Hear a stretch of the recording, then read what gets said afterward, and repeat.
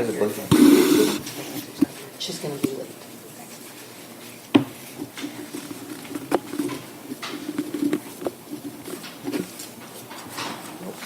All right, it's 6:30. I'm going to call this meeting to order and let's get started. Did you have anything to say? No? So we have nobody signed up to speak. So we'll move straight on to the consent agenda, which are meeting minutes from February 8th and 15th of 2023 and November 15th of 2023. So has everybody had a chance to look at those minutes? Why is there a revised minutes for November? There were two comments that we received for the November minutes. One, I believe, from you, Linda, and then one from Kelly. So we made both of those suggestions. I can't see the comments on this screen. I can only see it on my desktop. So that's odd. Yeah, I don't know what it's just the way this laptop's working or this. I can forward them to you. It's all right. I can see, like I said, I can look at them on my desktop at home. I just can't see them here. So, and did you make the correct? Oh, I made direct corrections into February 8th and 15th minutes. I had some formatting problems with them, and I fixed those. Okay. I didn't change content, just formatting. And I think the copies that we printed incorporate those formatted changes. Probably.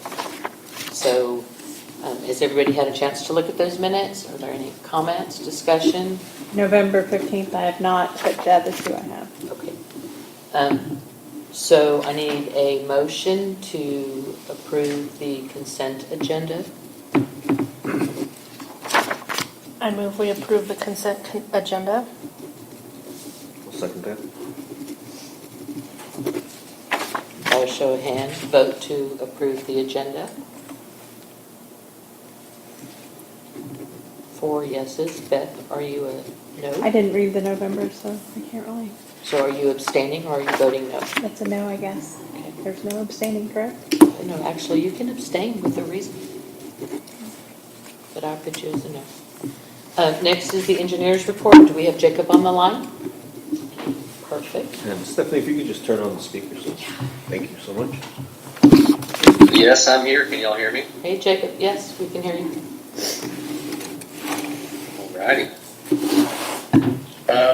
So you'll see in the engineer's report, the first item is in regards to the Sun Chase Park playscape. We did get that RFP out to the playground vendors, and they're working on it, reviewing it.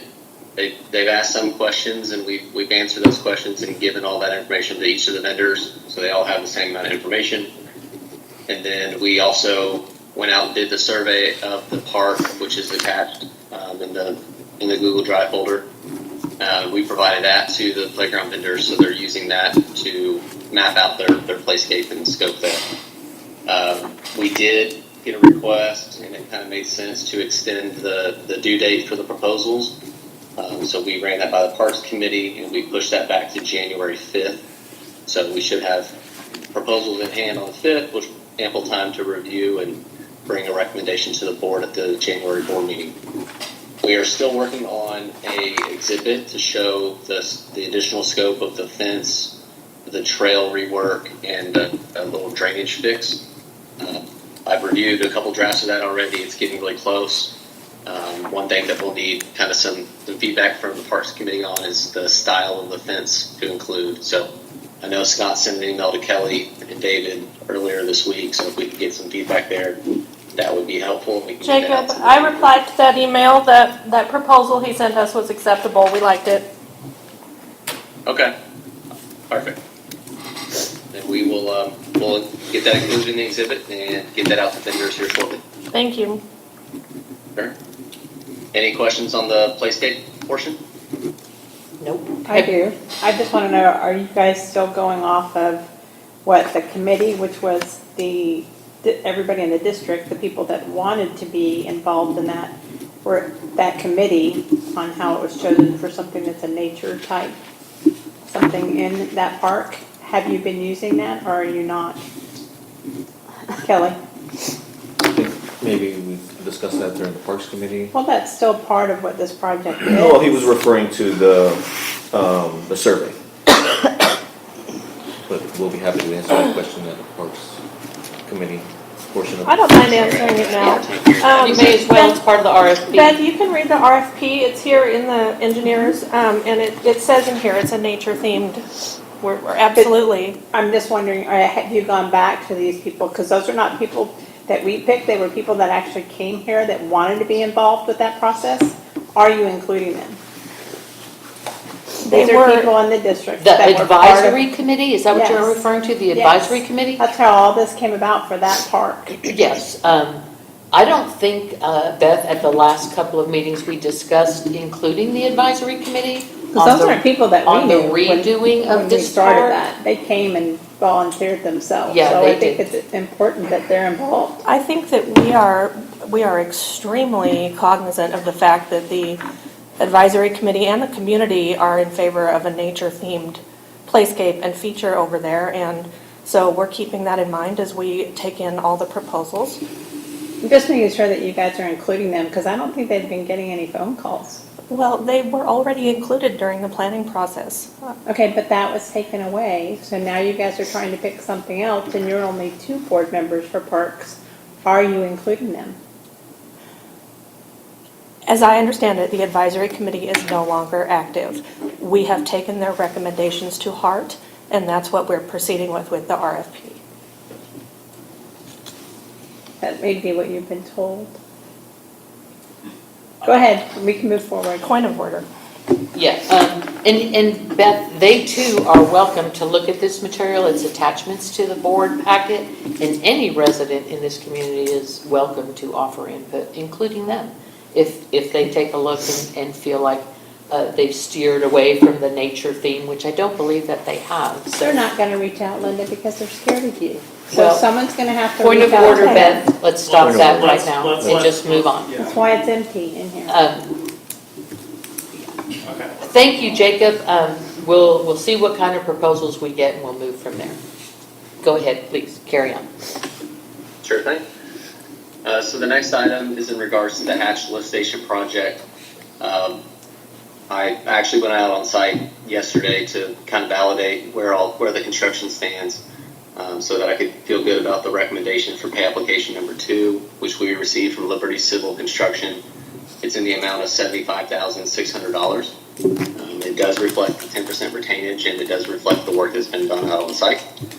And so we do recommend that the board process payment for Liberty Civil for pay application number 2.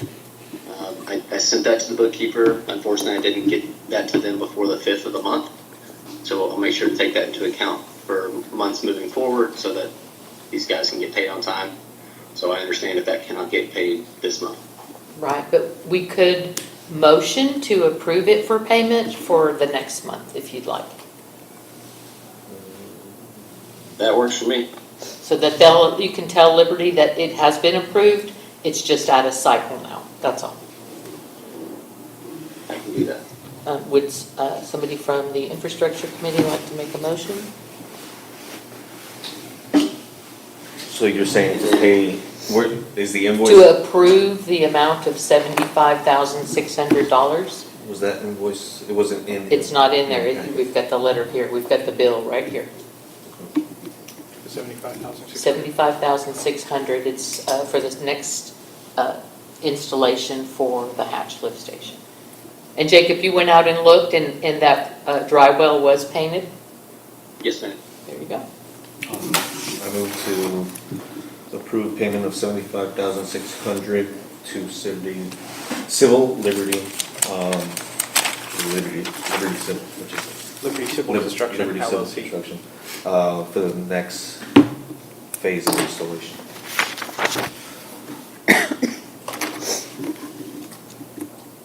Need a second? Okay. And then I Hold dropped on, off. hold on. Okay. Jacob, hold on, we're doing a motion and a vote. Hold on.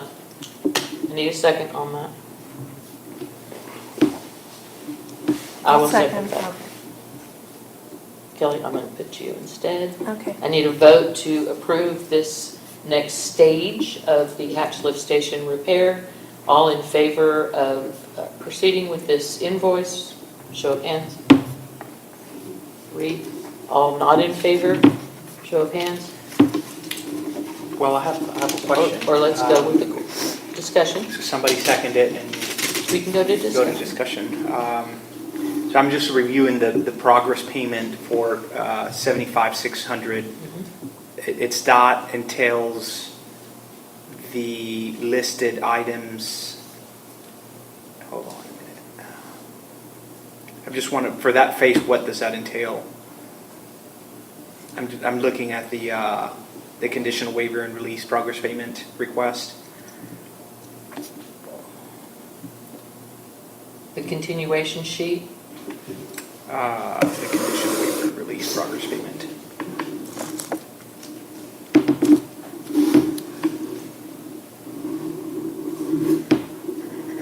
Yeah, so on the continuation sheet, the columns highlighted in yellow show the work that was completed for this period. 20% of the electrical panel, the dry well coating, the wrought iron fence, and the wrought iron access gate. Okay. Gotcha.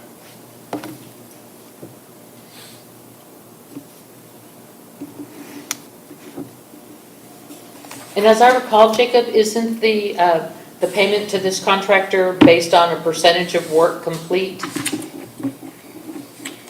He's going in stages, and as he completes the stages of work, we pay for that? That's correct. That's how I thought this one worked. So he's done with stage 2, and that's what he's asking for payment on. Okay. In that case, that's good. So is there any more discussion on this? We can, I'm good. Kelly? I just wanted to check Beth, in you on have that. any questions about this? No. David? Then let's finish that vote. We have the second. All in favor of paying this contractor for stage 2? Show of hands, please. 5. Sorry, Jacob, go ahead now. All were in favor. Perfect. I did leave an envelope at the district office yesterday with, I think, 7 flash drives. In there, I compiled all the pertinent documents that I could find as I was sorting through Gray Engineering's files. And then I assembled a Word file with a timeline of events dating back to late 2022 when the driveway replacement was being done. So I hope the board has the opportunity to look through those files, and I hope that helps make some sense as to the timeline of events from August through October of 2022 until now. So if you have any questions as you're going through those files, feel free to reach out to me.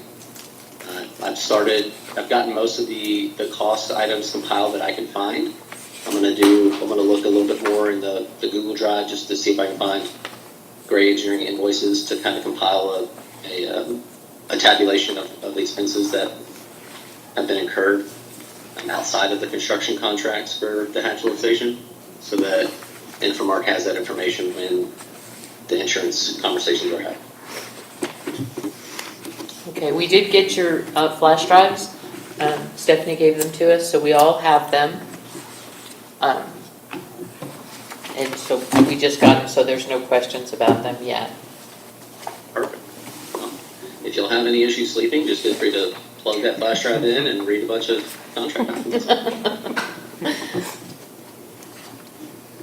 Okay, moving on to item C, status of district facilities. We have a facility tour scheduled for January 4th with the infrastructure committee. We will go around the district with Infomark looking at all the ponds and metering stations and lift stations and pertinent items just to get me familiar and answer any questions that the infrastructure committee might have. Okay, Item D in regards to the stormwater management plan and phase 2 MS4 annual report. I did get that sent over today, actually, so it's not exactly reflected in the report, but I did review the stormwater management plan checklist and items provided by Infomark and offered some feedback to McKinsey. So I'm not exactly sure of the next steps, but we're willing to jump in and help with where we're at in the public notice process and then the submittal of the annual report soon. So I think we're still in the window to get that submitted on time. do you know when it's due? And McKinsey Mackenzie, correct me if I'm wrong, but it's due within 90 days of the end of the year. She's not on the line, that's typically the case. Okay. So, Jacob, did you hear me? Yeah. Okay, sorry. That's what I found in my research and documentation was you have 90 days from the end of the year to get it submitted. That's typically, So last year it was submitted like December 27th, and then the TCQ reviewed it and had some feedback in March, and then they issued their final review and approval, I think, in July of last year. So I would expect that Infomark's got most of the documentation compiled already based on the conversations I have had, and so I think getting it compiled and submitted won't be a problem. okay. All right. Moving on Moving to on to the next 3E. item. What did he say? Can Go you ahead. repeat that? What did he say? Sorry, what was it? Move on. Yeah. They're ready for your next item. Agenda Okay, perfect. 3E. Item E, the estimate of replacement value for the district insurance. I looked through the TML schedule of replacement values and offered some feedback and opinions on what I think the dollars should be. There's some items I'm just not familiar with yet, and we'll get more familiar with on January 4th when we do tour some facilities. But I do think certain things like your hatch flow station, I don't think that dollar amount reflects the replacement cost. I think that one's pretty easy to understand. Like the document shows like 290,000, and y'all are currently spending 550 to fix a failure at that lift station. So I think that number should be higher. And so I'm sure there's going to be some conversation on that topic, but I just wanted to get my engineering opinion on the value of replacement for your infrastructure. Okay. And so you're, Yes, Salman. Jacob, you're only going to look at items that are related to, well, you're going to look at all the district assets when you do your tour on January 4th? I hope to.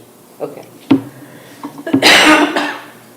I'm trying to figure out where that TML stuff came from, because I can't find anything in minutes where it changed so drastically. right, I talked with Mackenzie, I know she's at another meeting now, she's gonna forward me the whole package that she's received from TML, so I can take a look at it, I'll send it to you all tomorrow once I Okay. get it. I only have the TML workers' comp coverage, and more really that covers your police officer. That's the only thing I've been able to track down. So Okay. once we get the full thing, then we'll be able to see the full schedule of what's covered. Because you were mentioning boiler and machinery. That's all standard in district insurance, but it'd be nice to see it as opposed to just seeing it on a line item on a bill. Yeah. Well, it's the automobile coverage that's concerning, because we Yeah. don't own one. No, unless the automobile coverage covers Infomark. But Infomark has its own insurance as well. So it would just be like, Yeah, we just need to look at it. and see. Okay, Yeah. all right. Okay, Jacob, I'm sorry, please go ahead with 3F, status of Okay. lead and copper rules. So lead and copper, I've started digging through Gray Engineering files. I plan to take a deeper dive after this meeting. And my intention is to come to the January board meeting with a detailed scope of remaining effort, and give you guys a real firm update as to what has been done and what needs to be done. Again, we have until October of next year to kind of get your inventory compiled into the TCQ, so we still have ample time. But I intend to kind of take a deep dive into that over the next couple of weeks. Okay, And then the last item, other matters, I was reached out to by your auditor to fill out a standardized form. And I've taken my first stab at filling that out. I'm going to reach out to Cole and Mackenzie just to make sure I've incorporated all scope to answer that correctly. okay. Make sure that I'm not missing anything that's happened over the last year. But I'll get that to the auditor in the next week or so. And other than that, that's all I have. Okay, before you go, I would like to see if either the Parks Committee or the Infrastructure Committee would like to move their agenda items up so that they can, if they have anything that you need the engineer for while he's here. Parks? Nothing? Infrastructure?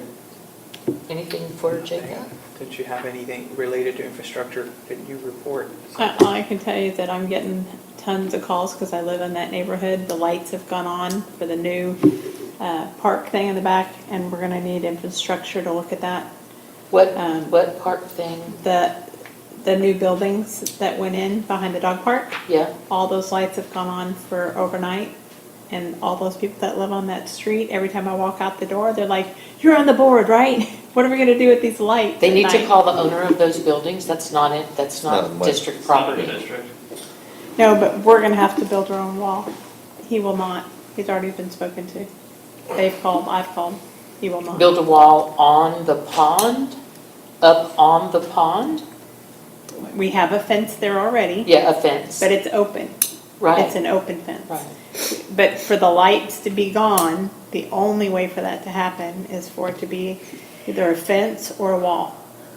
Well, the infrastructure can take that under advisement, and then when you meet with Jacob and do your walkthrough, and you look at the London Lane Dog Park, you can imagine where she's talking about that back thing, and then just find out. I don't know if you can build a wall on a detention pond, I don't know what's gonna happen. but you guys are aware, Talk to the so, engineer. I don't think anybody knew that they were gonna have overnight lights right there. so, they can cover that with the engineer when they do their walkthrough on January 4th, how's that? Yes, okay. People heard it, so. Yes. So, Jacob, did you hear all that? Sure did. Okay, well, that'll be fun for you, but you can look at that in January when you do your walkthrough. Citizen lights and unhappy residents are my favorite combination. Yeah, Yep. yeah, it's like big warehouse facility back there. If they put the lights on timers, it would be a problem that corrects itself, but we don't own that property. It's out of the district boundary, but look at the pond and see what you can do. All right, anything else for Jacob before we let him go? No? Thank you, Jacob. We appreciate you remoting in for us. I appreciate y'all. Thank y'all and have a good meeting. All right, Thank you. Two, bye-bye. See ya. Bye. Moving on to agenda item 4, the accountant's report. Do we have Ashley? Hey y'all! Hey, Hey, Ashley. Ashley. So in my folder, you'll see the director forms that are in for approval for this meeting. They'll get paid tomorrow. There's also all the security payroll in a folder that's going to be reported that's been paid since the last meeting. And then you'll see 3 versions of the report. It's the one that doesn't have any extra words. It just says bookkeeping. And if you go to the second page, Wait, before you'll you go see- too far, before you go past that, I need to check with Cole on the bookkeeping redacted report. I think she's redacted too much. Let me pull it up. So, Hold on. Ashley, you've redacted Oh yeah, the I'm sorry, memo I took out the field. memo. Yeah, I think we want to leave It's all that. deposit refunds. I can correct Yeah. that. It just prevents people from doing open records requests on it if we just are more transparent up front. But Yep, sorry about that. No That problem. was just I got a little highlight excited. there you go. All right, please continue. Of course. So on page 2, the summary of funds, here's all the balances in your bank accounts as of today. I also have the interest rates, and I believe somewhere on the agenda, Cole has something to figure out to get signed for Austin Capital Bank, and we will be closing that as soon as possible. Yes, we saw We're that. also working to get the Cadence accounts closed. Infomark has been super helpful with that. I think y'all have had a lot of back and forth with them as well. So we are working on it. We're getting much closer. So before you go past the Cadence Bank, did you answer the last question Veronica has? Because I just literally have my hands in the air at this point. I think the last question was for Lisa. I think she was on top of it, but I Okay. can double check with Lisa tomorrow and make sure that that's still moving along. Yeah, if you're going to close out those accounts anyways, it may not even matter, but yeah, she's wanting a lot of paperwork after the fact, apparently. Yeah, we have to wait a little bit longer to close them just because we're having to work with, Infomark's having to get their process for the reservations changed. So it's just, there's a lot of things to adjust to the new bank account so that we can close it, but it shouldn't be much longer. Okay, well- As soon as they get that figured out, we will be able to. Just make sure that Veronica stays in that loop, because if she doesn't, she's really anxious to close the accounts on us, so. Yeah, we're on top of it. Okay, good. Thank Can you. we, Hold on. no, sorry. Go ahead. Just for transparency, just why we're closing the accounts, just because it came up, so people. No, because when we switched to the Artesian Financial Services, they have suggested that we move to a different bank, one that they work better with and has less fees. So it's better for us to make that move. And it's been smooth with that. It's First, what's it called? First National? New First National First. Bank. Yeah, they're really good, and anytime anything comes up, they contact us immediately. So, and they work with us really well, which is why we like them a lot. So it's moving 4 bank accounts into one, which is much easier to manage. All right, go ahead, Ashley, please. Any more questions on the summary funds? No. All right. On page 3, you'll see the cash flow for your new first checking account. There are a couple of voids here, and we are reissuing them. One is the Artesian that was discussed last meeting. We have it reissued at the approved amount. And then there was a lost deposit refund. And then we reissued another refund. One of them got lost in the mail, and then one of them just got printed a little weird, so that's all that was about. I think the only odd thing was the vehicle usage. I did get that invoice updated. Whenever I looked at it, it wasn't the hours that I provided. I think something got typoed in between because it goes a couple people down before the invoice gets created. So they were really easy to work with in getting that fixed, and it is at the correct amount now. And I do have a tracking spreadsheet for that, so I know that it is the correct amount. Perfect.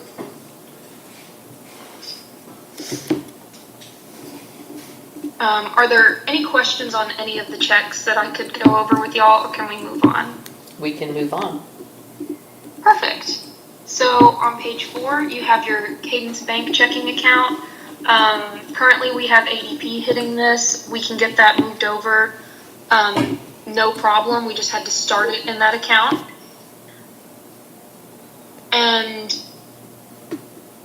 that's pretty much all the activity that's in here. You'll see an ACH for Charter Communications. One more ACH is going to hit, and then we finally have that worked out to no longer be ACH, so that we are actually looking at those invoices before they come out. So in the future, you're going to see that as a check.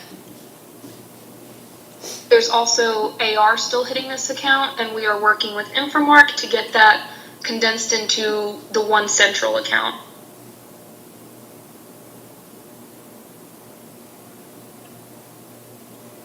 On the next page, you see your central bank operator account. This is going to be your one account for all your operator deposits, for all the water sewer deposits. So in the future, you're going to see it just hitting this one, and it's just because Infomark prefers to have everything hit central, and we're working to condense those. On the next page, you'll see your reservations account, and because we do track this a certain way in our QuickBooks file, as soon as we can get, as soon as Infomark can work out this switch, we're switching these to hit new first as well, so you'll be seeing all of these go through that one account as well. I think it will work out that way, and we do. Infomark provides us a very clear reconciliation for all of the rentals, both money coming in and out. So that's tracked very clearly without it being in its own bank account. So in the future, that'll be very clear. And if you ever needed more detail on it, we do have that. I do have a question on this one. Sure. Why did we refund more deposit than we took in?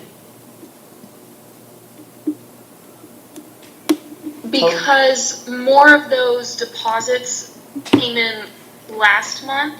So a lot of it's kind of about the timing of the month. So these are the ones that hit on this bank statement, but you could look at the reconciliations for these. I could start providing those if you need them. They'll have exact dates and names and everything, so you would actually be able to see it, but it's just a timing thing. Okay. I kind of figured that was it. Overall it's positive. Okay. It's going up. Okay, you can move on. Right. On page 7, you'll see the manager's account. This is one of the ones we're closing. We don't have anything coming in or out of here anymore. What was this one for before? Was this the This one is they the used to write the account checks out that of? Infomark used to write their own checks out of. That's what I thought, okay. On page 8, you'll see your actual versus here. You'll see that the first columns are for the month of November expenses, and then you'll see your year-to-date, so your October through November, and every month going forward it'll show the whole fiscal year-to-date. I'm much more confident with the numbers here. After getting a lot of stuff figured out with Mackenzie and Linda, I did update this after my first version, so everything we discussed about where it goes got moved, and I adjusted it as it is wanting to be seen. So it should all be good now, and I'm much more comfortable saying these expenses are in the accounts they go to. So if you see anything here that looks weird, you can ask me, but overall I think it looks correct. We will, I do have a budget and a later agenda item that to amend, so this will adjust slightly if we amend that budget.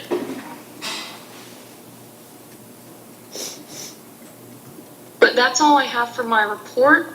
I did want to see if we could move the budget committee item up so that I could be here while we go over anything for the budget. Also, if you have any questions on my report, please let me know. Okay, I am going to move the agenda item 6E up next on the agenda. That is the budget committee. Last month they asked us to reconsider our budget, make some adjustments to it. Hanoi, we didn't get to meet, but I did talk to Ashley, emailed Ashley back and forth many times since last week to try to get it into a form that looks like the district's budget. And if you go to that agenda item in the packet, it's 6E.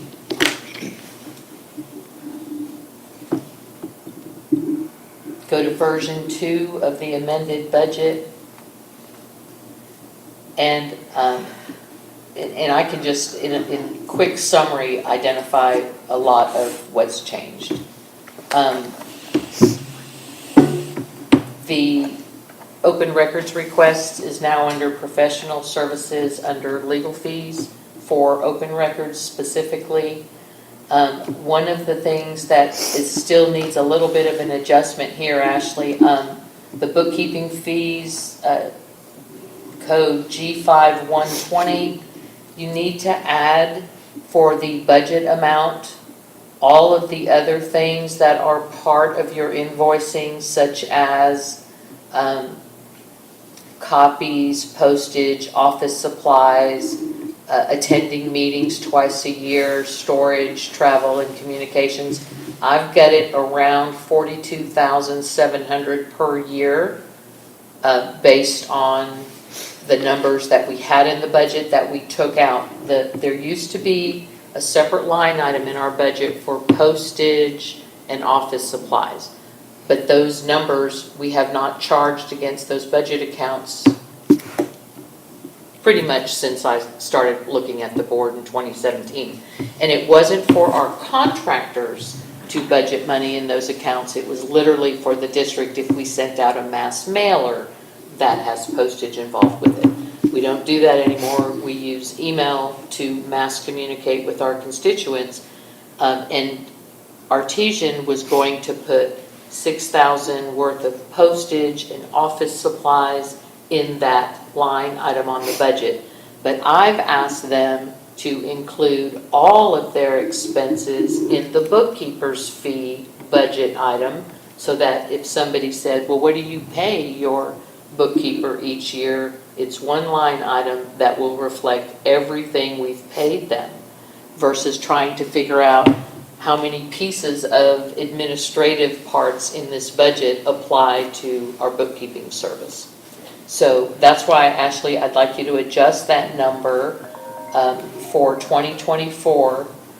The amended budget for bookkeeping services is more reflective at $42,700 a year, which is considerably more than we paid our last bookkeeper. But that's what it is. That's what we need to be prepared to pay, and we just need it reflected in there. All right, I just updated the number in the spreadsheet Perfect. already. And then there was, Lisa felt that we needed to put some amount of money in for the ponds.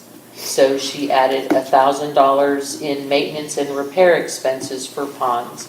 We don't have a track record for that, but there are occasions when maybe they have to clean out the silt or something. So it doesn't hurt to have it in there. It doesn't lock us into that. It is a placeholder in case we need it. And then also another thing I found right before the meeting, the Playscape capital outlay, and that's Sunchase Park. I need you to move the budget amount to $102,000 is what we approved, and right now it's showing $52,000. So we'll need to up that one. Well, I have a question. Is the not to exceed 102 for the total for the project, or Yes. just for this fiscal year? For the project total, no matter how long. Because 50,000 has already gone to the Playscape, or is this a second project? This for is the the Playscape? second project. The first 50,000. Okay, I'll adjust that as well. Yeah, we lost that. All right. But this new one, the new project from start to finish, including that survey, everything, the total project cost is $102,000. Thank you for that clarification. I have it updated now. Thank you. And other than that, if you take a look, it's adjustments based, now that they have the actual numbers for 2023, they've tightened them up a little bit. I'm pleased with the way it looks, and Hanoi, did you have a chance to look at it? Yeah, I have a question for Ashley on the G5 120 account, the bookkeeper fees report. Just want your guys' input on actually lumping everything together. Is that something you guys are recommending as well, or I want to know your thoughts on that. So no other district actually lumps it together. All the pass-through expenses are usually separated out into admin, because those pass-through expenses are not the actual professional fees, and the way that a financial advisor usually separates it as well whenever they're doing something is separate. But the fact that y'all are done with your bonds, and I don't think y'all plan to sell more bonds, I don't think it's going to be a big deal, so I'm fine just lumping it. It's not done typically. I've never seen it like this, but I'm okay with doing it considering where this district is at. What about for auditing purposes? Do you think, I don't want to be at the place where we're going to have to then, split the categories, and I just want to make sure that we comply in a way that's a standard to, if we were to be audited, that things, mean, it's a lot to put everything together under bookkeeping fees. So I don't know how practical that is. It could be practical for us, but I'm wondering if it's practical if we were audited to have everything lumped together like that. I can double check with the auditor, but I have made a note for them in my audit work papers that I'm going to send to them that y'all have asked to have it lumped together. I don't think it'll be an issue. I do have experience working at an auditor's office, and I don't think it's going to be something that they'll move to another one. But if they come back and tell me that they don't want it that way, I can let y'all know. I just don't think it's going to be a problem. Gotcha. Okay. And I would like to add here too that we also get those same similar charges on our legal invoices for copies and for deliveries and or FedExes, those kind of charges. We don't separate it out on the legal bills. It's all considered legal professional services, even though a lot of it is for copies and Right. stuff. So, and the way we kind of looked at it when we were going over this item, if you're going to separate it out, you have to separate it out on all of our invoices. How much postage then did the district really spend on all of their providers who charge postage or who charge us for copies? And since we were only going to separate it out for the bookkeeper, it just makes sense to me to put it all together, and that's what it costs us to do it. And in the past, for the past 30 years, when Infomark was our bookkeeper, they did not separate out their charges on their invoice. They got a base fee, and that was it, and it covered everything. All the copies, all the postage, it covered everything. So there was never, it was never tracked separately. With this company, it is tracked separately. So, but it is part of their fees. It's part of the expense of bookkeeping. So. With every other bookkeeping firm in the industry, they do separate it out also. In most cases, the operator is not a bookkeeper, and that used to be a practice a very long time ago, but currently bookkeeping firms, not just ours, but all of the current ones do separate it out. Just as a note, just letting you know, just informational. I did look at 2 other districts, and I looked at their budgets, and they did have postage on theirs, but it was minuscule. It could not have been enough for all the checks based on their list of contracted services. So it's really hard to say. I felt like it made more sense to see a total cost that is associated with the bookkeeping, and their invoices do split it out, though, if you ever wanted to see how much was for copies, their invoices split it out. Okay. Beth had something, hold on. No, I'm just trying to understand. So are we going through this entire budget? No, I'm just really highlighting the changes. Because I do see one change. I'm just trying to understand it. Go So ahead. that conference expense, it went from 750 to 0. That was the 2023 payment to the AWBD for membership. Okay. That was a 2023 expense. We did not budget for it in 2024 because nobody expressed an interest on attending. I think we have a whole new board that they probably don't. I mean, that would be We the talked about it first. several meetings ago in quite detail. So they fully understand that this MUD would be the only MUD in the entire district that would not be going to one of those meetings. I That's guess. not true, but It's optional. I've never seen them not be there. I mean, when I went, they were all there. I think you were the only one that did not go at the time. but it doesn't matter. My point is this, if we decided to join and be a member of AWBD, you can do that at any time. You're not locked into a specific time of year. We are registered until the end of December. We actually have membership, and there's a winter conference, I believe, Yes, in January. in January. So if But it's you, just so important for especially for Kelly and David that have never been to be, and you have never been, and Hanoi has never been, to be able to go and learn what they do, because they teach you so much about how MUDs work. well, we have access now to their information. You should have gotten an email from the registrar. And I have been going through their website and looking at their information, so. You just learn so much more in person than you do online.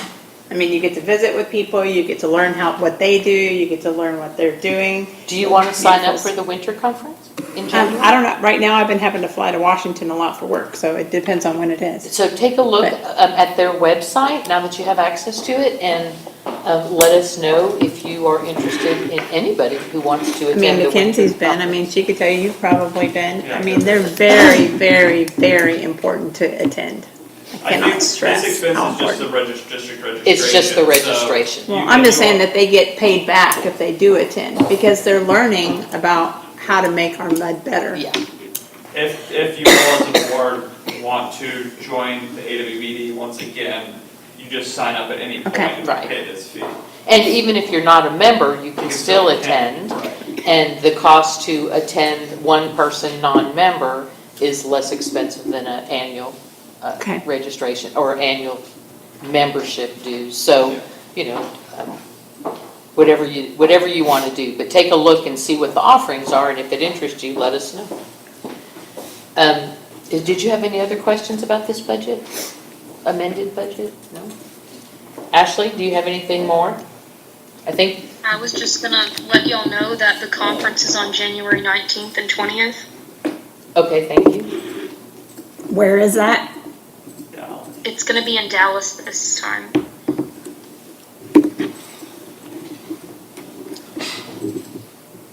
So if there's no more discussion on this amended budget, then could I get a motion to adopt it as the budget we're going to use going forward?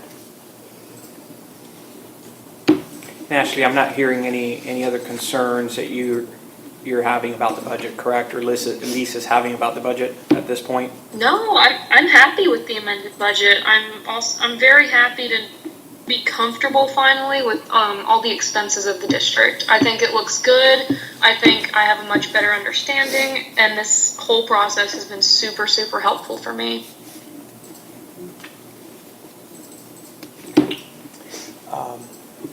I know you're just coming in, and I don't want to put you on the spot. Have you had a chance to? It looks good. It looks good. Okay. On that detention pond, that's probably the only one I see zero at the very end. I know that we still have that one problem over in the Linda Hills, but does that mean that we're not forking anything out this year, or it's just going to stay the same? It's just something that still needs to be looked at with the engineer and with their committee. But I have been on that committee before, that I know it's still not resolved, so I just want to make sure that there's something in there. Yeah, there is maintenance and repair for all of the ponds, so that would be a maintenance or repair item. A big one, but yes. Yeah, I'd like to look through Herb's notes to figure out what he was doing to correct the problem. It's been going on for a year. Yeah, but so it's you would just think he something would have that- done something about that.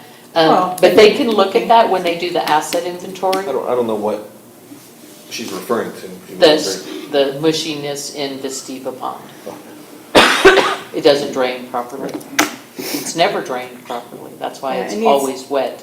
We had someone last year that was actually gonna come out and look at it, but it's gonna have to be dug up. It's a big project. Yeah, well, they'll look at it when they do the We acid. got it Yeah, in January. take Jacob out, we Yeah. all go. So again, I'm looking for a motion to adopt the amended budget version 2 in the board packet. I move to Because he's gonna come tomorrow. approve the amended budget. I'll second that. Any more discussion? All in favor? Beth, how are you voting? I'm not, I haven't been at the last two meetings, and there's too many things on here that I realized what David just said that he didn't even know about, so I don't feel comfortable going through a budget when you guys don't have all the information. I don't think that this budget is totally right, and part of it's I've been traveling for work, so I can't say anything, so no. Just to clarify, you didn't specify exactly what project you were talking about, you just said the project, so it was very broad and It's just very expensive, and what's on here is not budgeted correctly for that. just wanted to clarify that. You just said the project or the pond, so The pond. we have several, so I just Okay, we're gonna move on. The motion passed. We have no old business and no new business, so we'll go straight to the attorney's report. Cole, the floor is yours. Do we want to do, are we waiting on the general manager's report? Oh, did I pass her? I'm sorry. It's okay, I wasn't. Hold on, she's here now. I'm sorry, I did, because I moved them up. I moved. No, we know we can. Ashley, is there anything you'd like to add before I let you go? I'm good. Do y'all need anything else from me tonight? Nope, it looks really good today. Thank you. Just want to make right, sure that thank we y'all. Have a clarify good this night. version 2 amended version that you. Yeah. Have a good night, Okay, Ashley. all right. Yeah, I think Bye. Good night, Ashley. Yeah, there's a version 1, that was our Version first 2. pass. So, And I have a lot of pink in there, with the pink are my notes, and then version 2 is the final, and she's corrected the numbers we just talked about, so it is version 2. Do we have, I mean, you guys just approved it, but do you have an emergency if we have another ice storm? Is that in here, your emergency expenses? No, because we haven't discussed that. Okay. And now, just in time, agenda item 5, the general manager's report. Alright, I'm gonna go through the report first and then we can go through the training for the MS4. If you'll scroll down, it's on page 9 of 28 in my report, that's what we're gonna go over. For your delinquent letters this month, we had 139 mailed, 126 tags hung, and roughly 19 disconnects made. The replenishment of Playscape mulch, we got back with Dustin and he actually responded today to let us know that he was still working on the numbers and I should hopefully have them tomorrow, and I will forward them directly to the Parks Committee for that mulch. He's having a hard time getting a good number for Volente because of the depth and the size and the measurements and the way that it's compacted. He's trying to give it a good number to project it well. So that's what he let us know today. That's what we have going on there. The broken playscape piece, he is also working on that proposal. He's going to give you both a budget-friendly option and a similar. So you can compare. From what I understand, similar seems to be like it's going to be more expensive, but he also has other options that will be budget-friendly. So that's what we've asked him to provide. So he had initially asked, which would you like? I just said both, please, so the board could weigh in on that. The Sunchase trickle channel flow, after numerous attempts of contacting Cedar Park's utility office and not getting anywhere, I reached out to Nanette. She's the lady who I get the calibration reports from on a yearly basis. I think she's in billing to some sort. Waiting to hear back from her on who would be a better direct contact rather than just calling the utility department to see what we can get going on there. We have noticed intermittent flow, and we've also noticed recently an issue with the meter over there. So things are kind of starting to culminate, and we're gonna try to track them down. But waiting to hear back from her on that.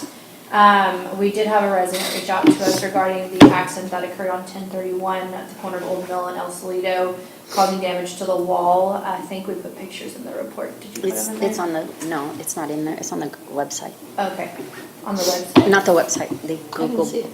The Google, the Google Drive, yeah. but where? Is Is it in the manager's report? I don't think so, I haven't moved it there yet. Okay. Sorry. There's some pictures we can circulate to you guys. We've already started to reach out to try to get some quotes to repair the wall. It's just the CMU wall, and it's kind of buckling a little bit from a car hitting it looks like. can you tell me, is it the southeast, southwest corner? It's the house, 2600 Rainfall Trail, so that corner house, I don't know, So it's west side. West side, then. Yeah. Okay. Southwest, right. And there was no accident report or anything, I think we got with Monroe and there was. There's a case number Yeah. that the resident provided. so can we reach out to their insurance and have their insurance? We can. I don't think we have enough information on it just yet. Okay. But it's in the very early stages Yeah. of getting it done. But other than that, we did have an irrigation head leak that just a couple days ago, and Land Care went ahead and took care of that one. It was just a head leak, nothing major. They did also finish that valve repair that y'all had approved last month. And then streetlights, the inspection was done on the 14th, and any repair tickets, I believe, have already been submitted to BC. Yeah, there wasn't any outages. We're in the process of working on deactivating all of your meter endpoints in storage. It's unfortunately a manual process of having to go through each individual endpoint with a device to deactivate it.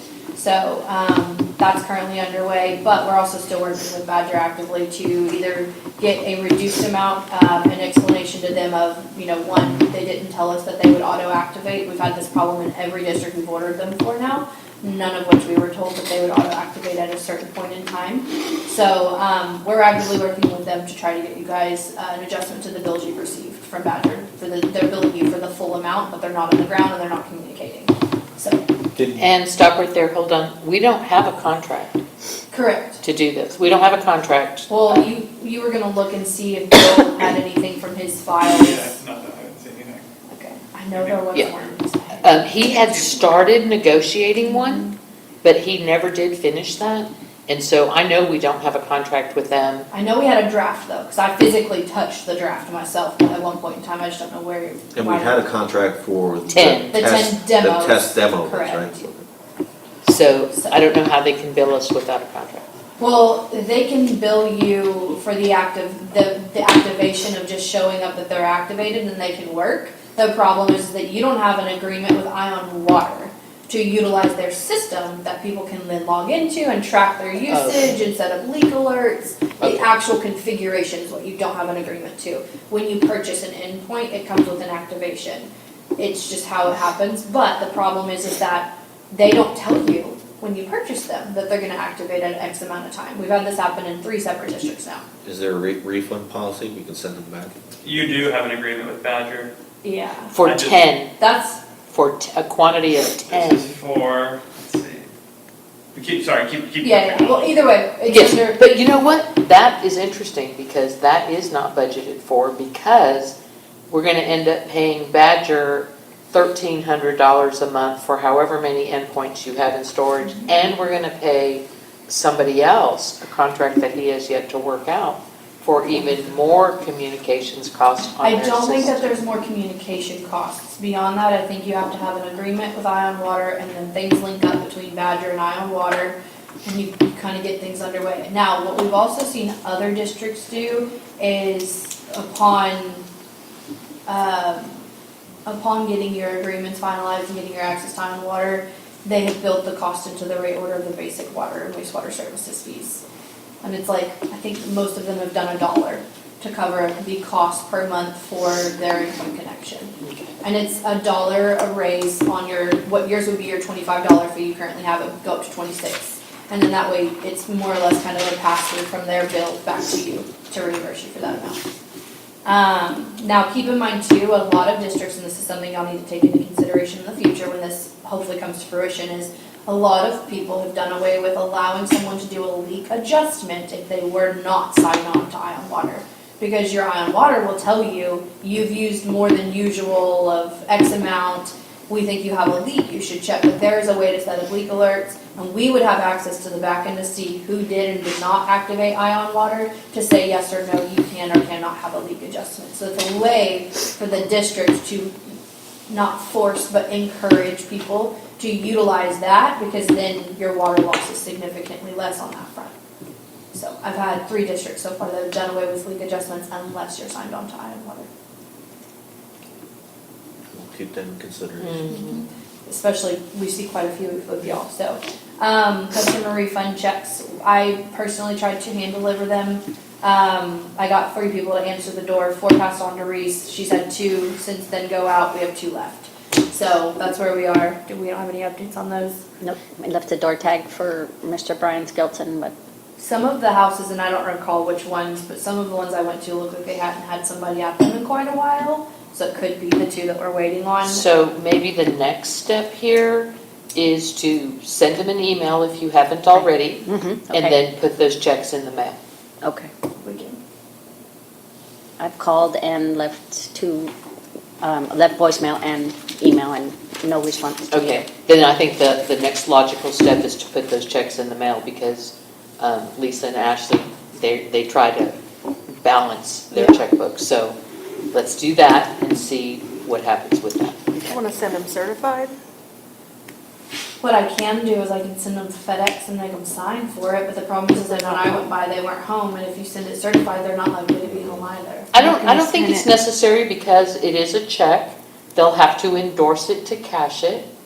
If they don't cash it in 90 days, then we can void it and reissue.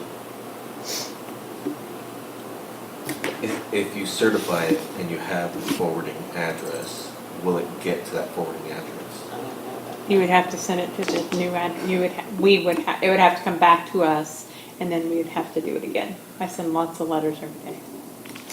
You were just really concerned last month about it being confused as junk mail. That may very well happen, but these people aren't responding to notes on the doors, email messages, and a personal attempt. And I went around 6 o'clock to try to catch people coming home, or at least being. So my thought on mailing the last two is, if they are not living there all the time, but have a forwarding on their mail, then they'll get it, and, there's 2 checks left. We might get lucky, one of them opens them, and the other one doesn't, but we're gonna get closer to being done with those 7 checks. Can we hold them instead and have them call or reach out? That's what they tried to do by putting notes on the doors. And they haven't heard from the people. I think, We have to stop truthfully, it. for people that don't want to Extra talk, cost they'll to take us, the yeah. check and sign it, and we'll know that they cashed it. I think we should try that. What's that? I didn't hear. I think we should mail them and see if they cashed the checks, because they don't have to have any communication with anybody.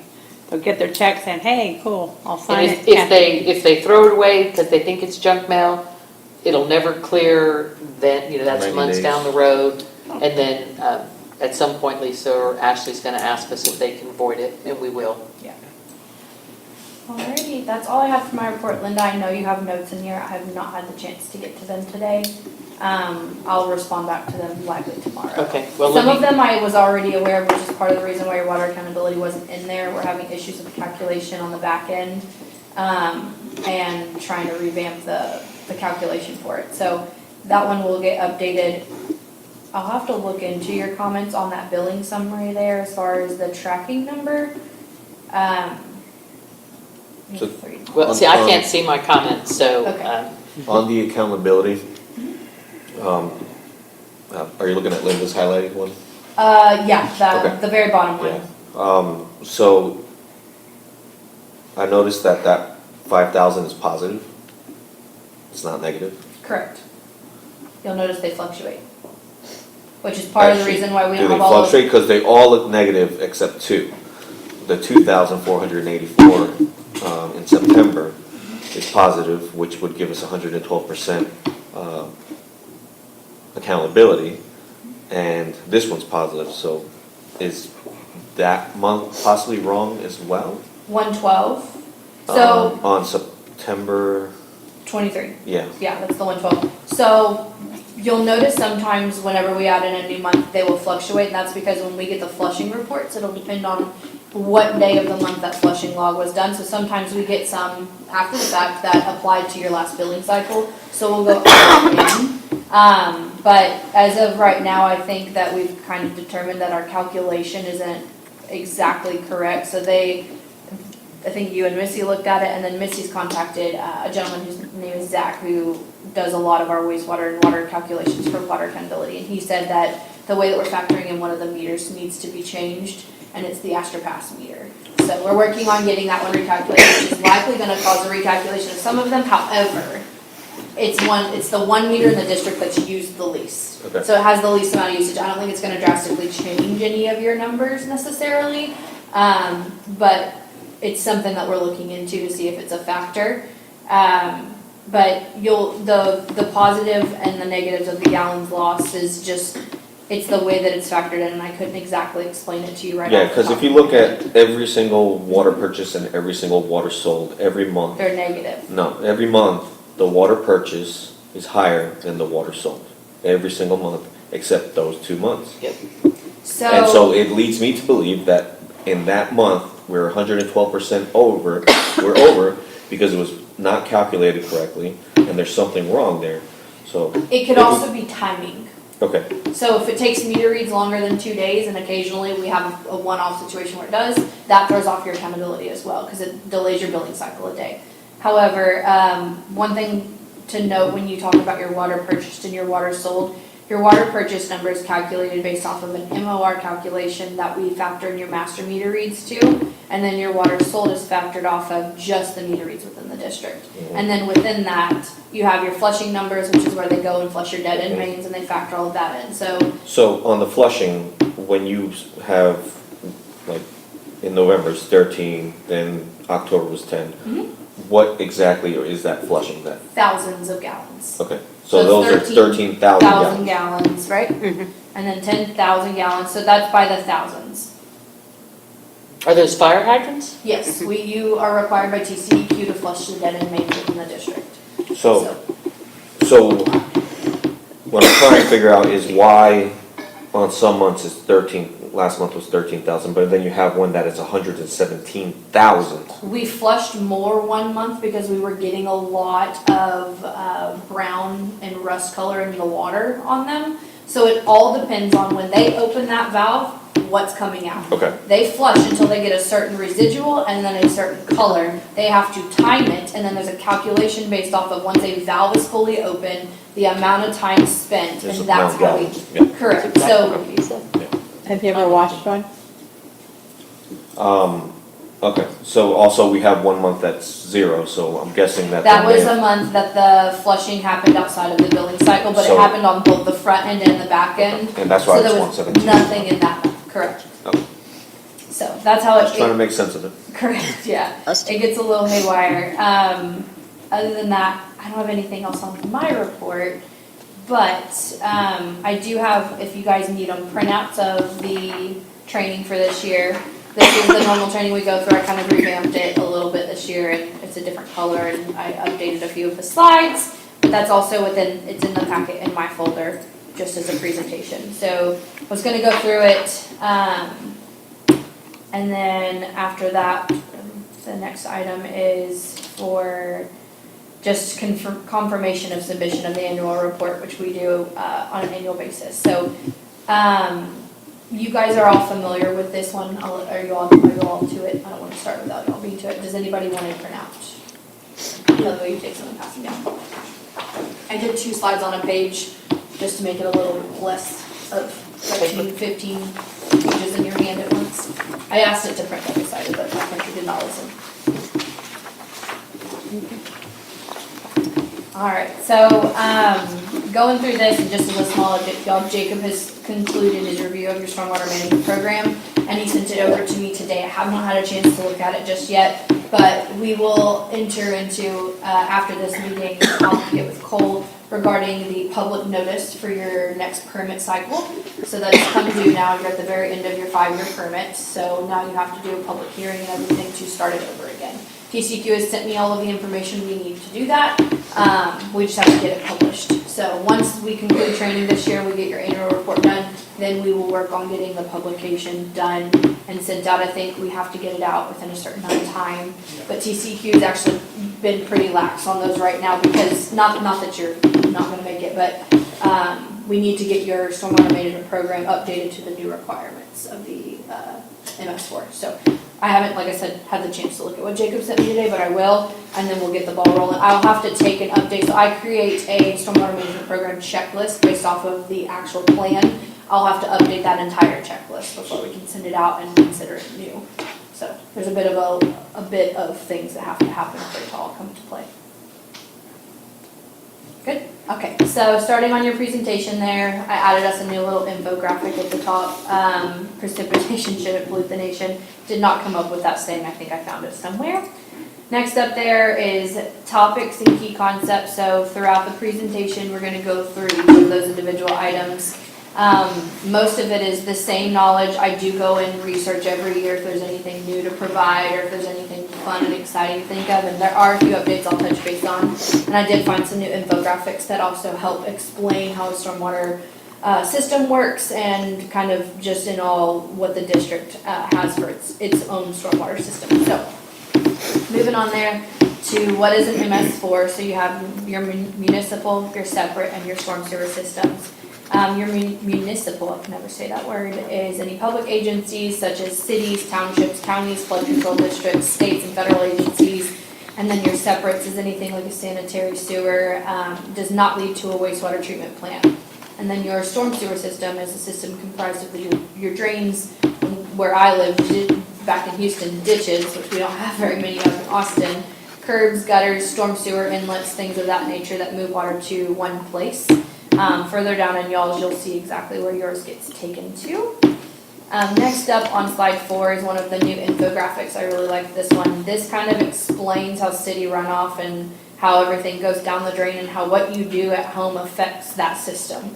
And it also explains how it affects a little bit of the ecosystem. So kind of just one of the tidbits there that, you know, blowing your lawn clippings into the street is considered an illicit discharge, which is something that if somebody reports to us, we have to investigate and make note of and then report off of for TCEQ. It's part of your MS4 permit that we investigate all reportable and illicit discharges of any nature. In most cases, it's usually sending them a letter to say, hey, please don't do this again, and then you move on. I haven't had any that have been more than that. Stormwater and what is it? Pretty simple. Rain, water flowing from either rain or a snowstorm. In most cases, we don't have in Texas. We could call that a freeze storm that does not infiltrate the surface, and it is called stormwater because it runs through your stormwater system. Stormwater has the potential to introduce a lot of pollutants into the surface water, which is not what you want. A lot of those reasons being one that these route to other bodies of water. So you don't want to be swimming in water that has a lot of pollutants in it, and a lot of times metals and sedimentation. Stormwater runoff is something that's heavily tracked and looked at for construction projects. Thankfully, you don't have any going on, but it is something that is highly regulated, and there's a very large section of your MS4 when you do have construction going on of things you have to keep track of, and you have to do erosion control inspections nearly weekly. Some fun things I've learned over time is that you're not allowed to have a porta potty in the middle of the road.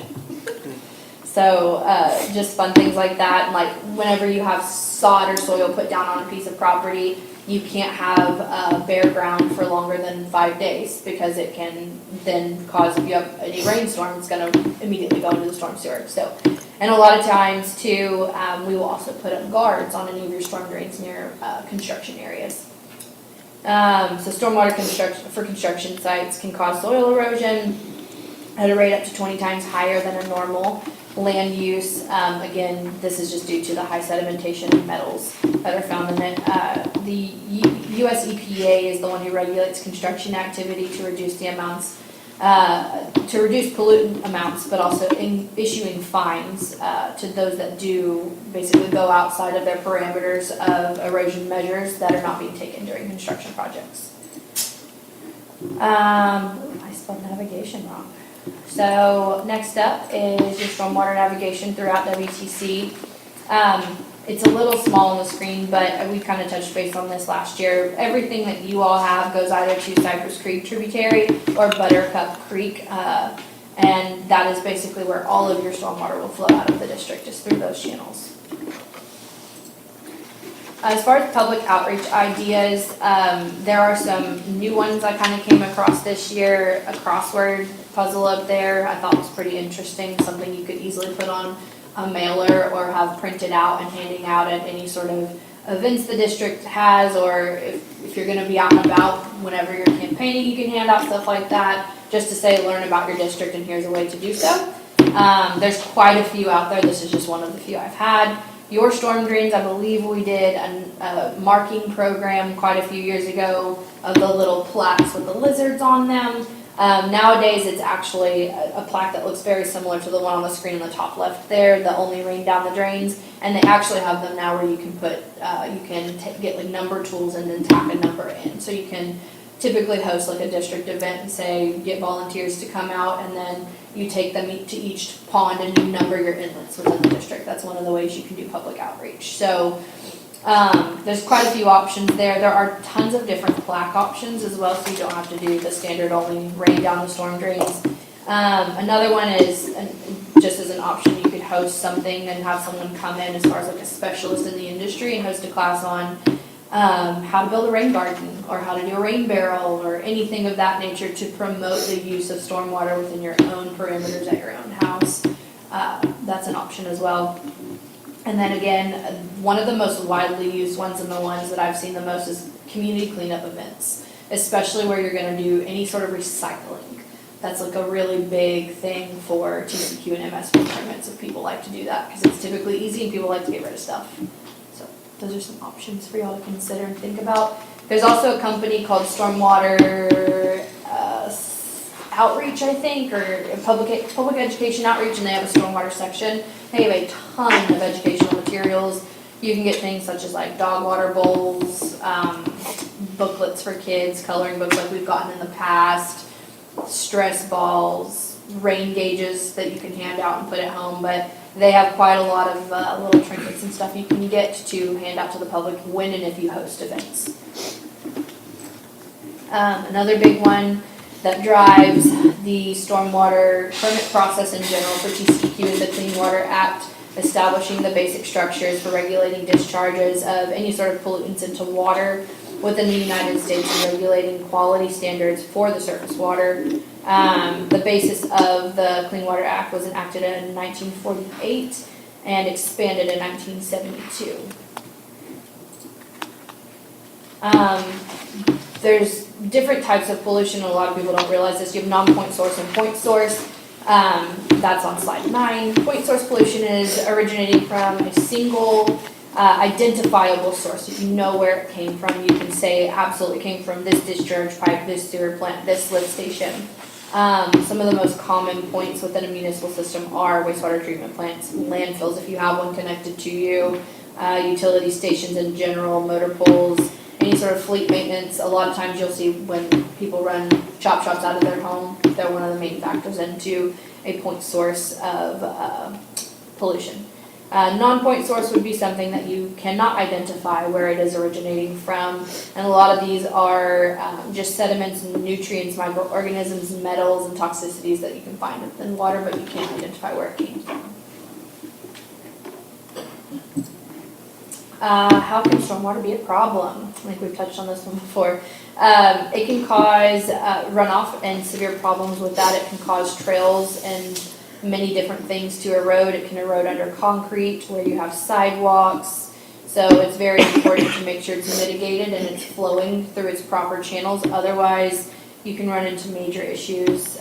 Erosion within stream banks and damaging aquatic habitats is a big thing for TCEQ. Whenever they issue your MS4 permit, and every year you're asked to identify any endangered species within your MS4 permit.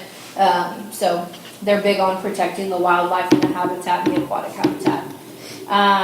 It can push excess nutrients from fertilizers, pet waste, all sorts of things to the rivers and streams that are fueling algae growth, which here in Austin is actually extremely popular. The blue algae typically stems from things that identifying just like this. And I'm not sure if any of y'all are aware, but the blue algae is severely deathly to animals. So a while back we had a pretty bad case of it at Lady Bird Lake, and it killed several dogs within a weekend's period, to the point that they had to put up signs that said, we have a blue algae problem, there's a whatever level of bloom it was, green, red, or yellow, simply similar to a burn ban, and they had to encourage people not to let their dogs in the water.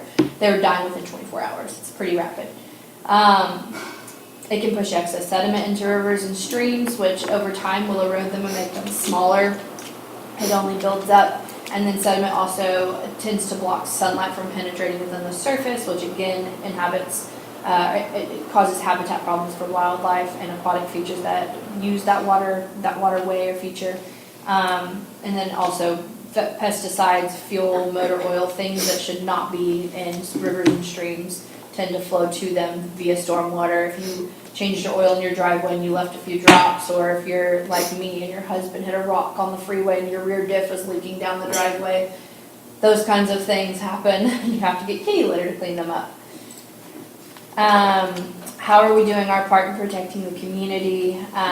One being this training. We do it every year. We'll post it to the website. It'll be updated on the MS4 page.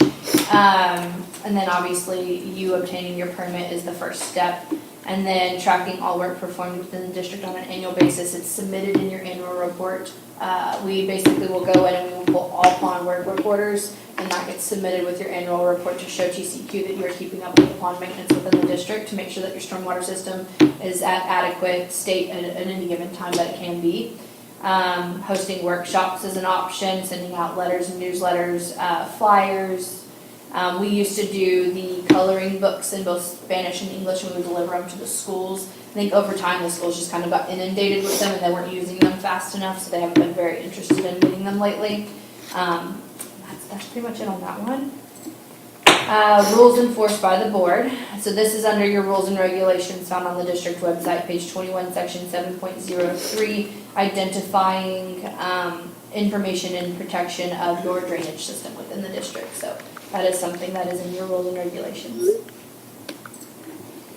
Some expected benefits from any MS4 is just direct water quality overall is better, lesser of a chance of having flash flooding, and that's very high in Austin because you're allowing proper mitigation through ponds and trickle channels, ditches, curbs, inlets, things of that nature.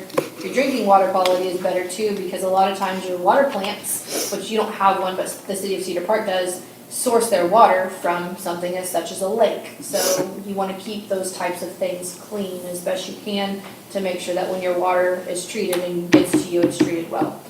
Just human health overall, it's been proven to show that people who swim in lakes and rivers and things like that benefit from having healthy and clean water to swim in, and obviously if you don't, you get diseases and illnesses. And overall, just community value. We have had districts before where throughout development, homes were built too closely to drainage systems, and over time, homes have had significant structural damage due to being built too closely to drainage systems. So that's another one. How to get involved. Reporting any and all stormwater related issues to Infomark. We have that drop down under the contact us page on the on your website, and it goes. It'll provide them a direct email link to. Infomark. And then just relaying any information you've heard from the presentation or within the community to anyone else who may not know. That's a big way to kind of further that along. And then something to add to this is if and when you guys decide to host any events, just attending them and being a part of them would be another way to get involved. Last slide there is just for any additional information and questions. The links there will take you to TCQ, EPA, and then also your MS4 page. And then just the overall Infomark email there if anyone has any questions or concerns. So this is going to be posted to the website? Correct. It'll get updated on the MS4 page. So on the rules of enforcement by the board, can you make that a link that they can click on? I can try. I see you have it there, Yeah. and actually I copied that and I pasted it on the website. It doesn't work. It says not found. So if you can just. I updated it too. Did you? It works for me. Does it? Okay. And am I correct that we don't have a committee that's taking anything to the schools anymore? What do you mean by a committee? Well, last year we took a project for the kids to do at school. I mean, no, there's not necessarily a committee, but y'all had decided to lump stormwater into infrastructure. So there's technically still a committee. That would be David and Hanoi. Did you take something to the school last year? We did projects for them to do What and did you to take? learn. What did you take? We'll have to find your stuff to do, but No, but what did you take? What did we take? What did you do? We took sheets up there to them and helped them understand what everything's going on this, because it's really good for them to learn. And it helps keep, Awesome. so they're not throwing trash Well, in the ponds. This new infrastructure committee will definitely look into doing something for the schools. Hope so. Was this training that you just, this material, was this art training for us? It's For for y'all everybody. and everyone else because it's recorded and Okay. posted online. Anyone can So watch it counts as training? It does. Okay. And so because your agenda will show this was on there, Right. it qualifies because part of your annual report is this agenda for this meeting. So until this is concluded, your annual report can't be submitted, it can't be compiled, all of that. So now I think that all it is I think Cole's gonna ask y'all to do a motion to allow us to submit your annual report. So after this meeting, we'll compile everything together, review the stormwater management plan that Jacob sent over to me, and we'll get it all over to TCEQ before the deadline, which y'all's isn't until the end of the month.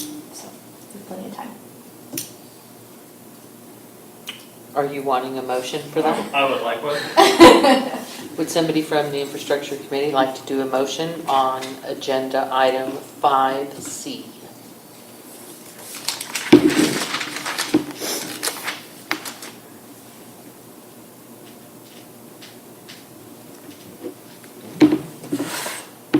Are you pulling it up, Anna? Okay, 5C. 5C?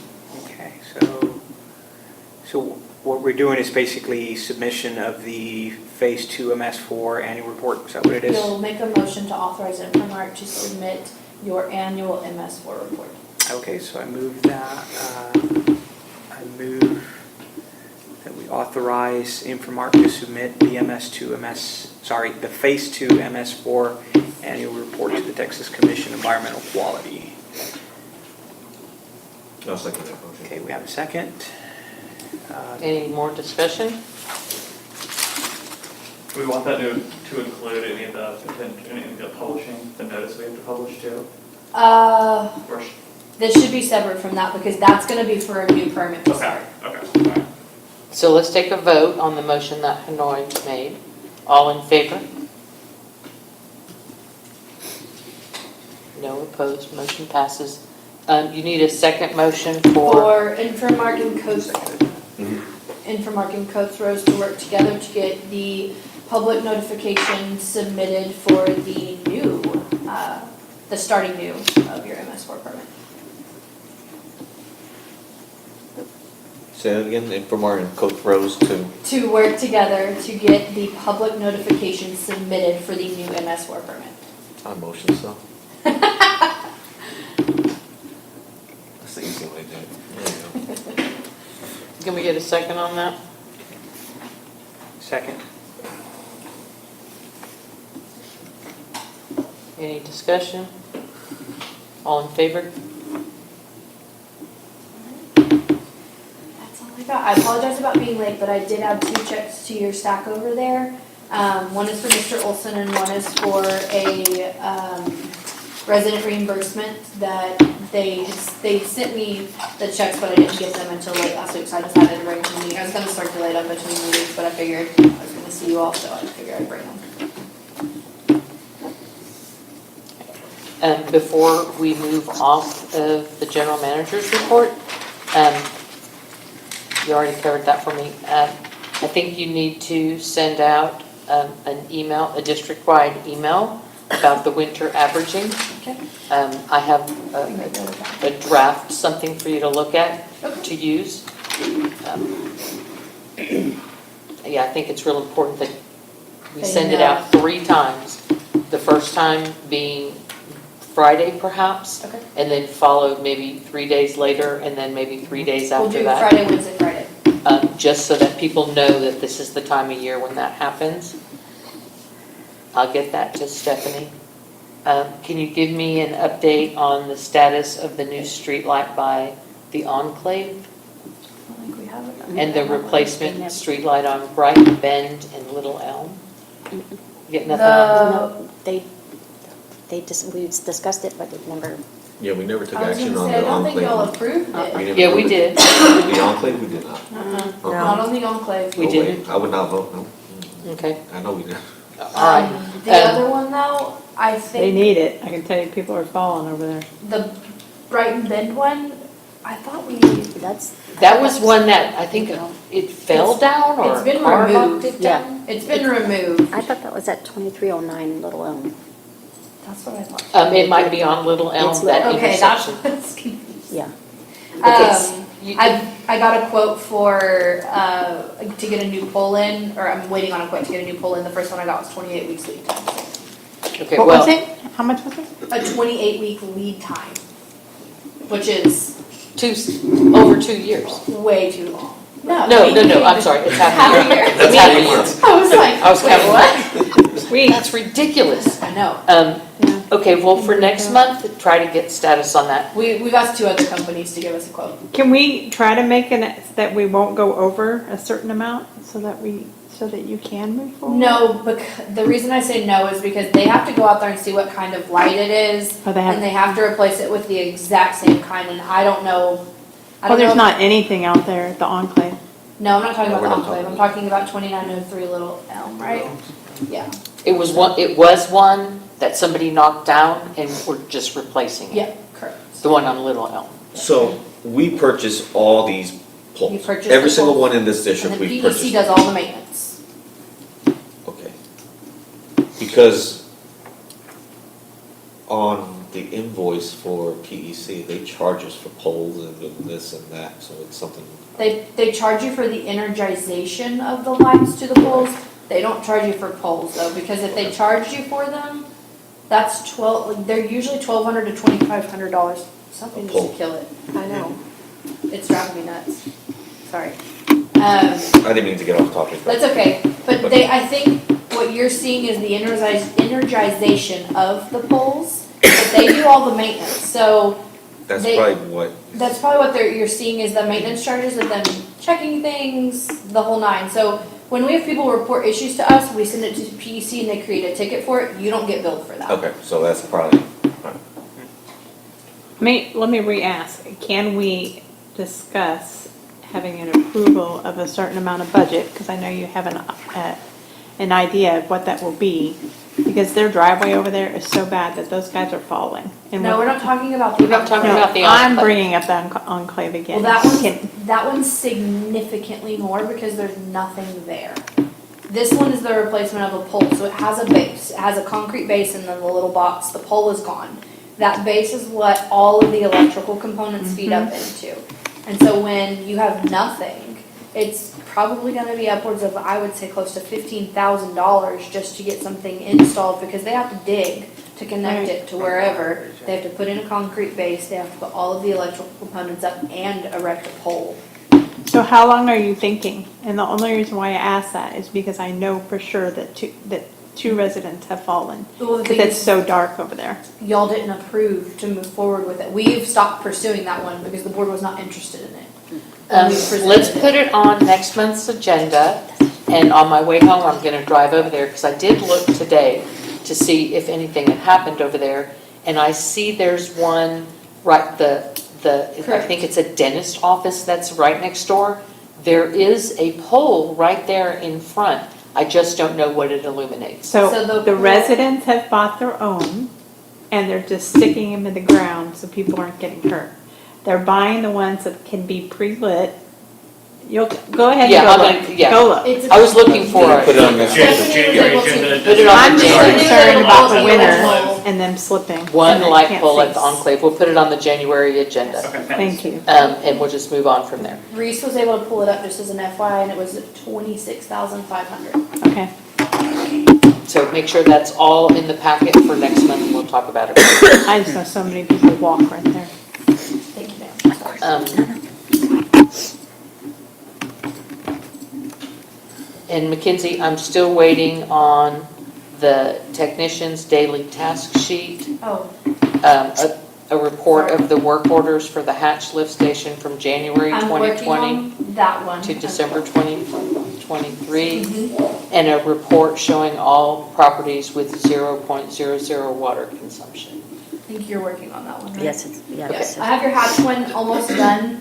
I was out last week, so I played a lot of catch up this week, and I'm just bringing these up because I've got a little tracker sheet and this is on it.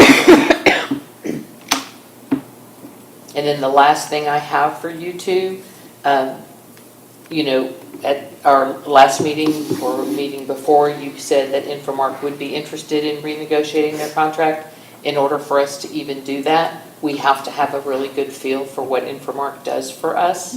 So I have some ideas. I'll work with you and Stephanie next week on how we can literally create a job description, if you will, for what you do and what Stephanie does and what the tech does, what our ops does. Because if we're gonna renegotiate a contract, we have to know what services you're providing. So that's the last thing on my list. And I have started pulling through open records other operator contracts so that we'll have something to compare to. you're pulling hours. Not just yours. I know. not I'm getting just yours. requests for them. I did pull some other Infomark districts, but I pulled Crossroads, and I've also pulled from districts who hire their own employees. They don't have an operator. We have to have something to compare. So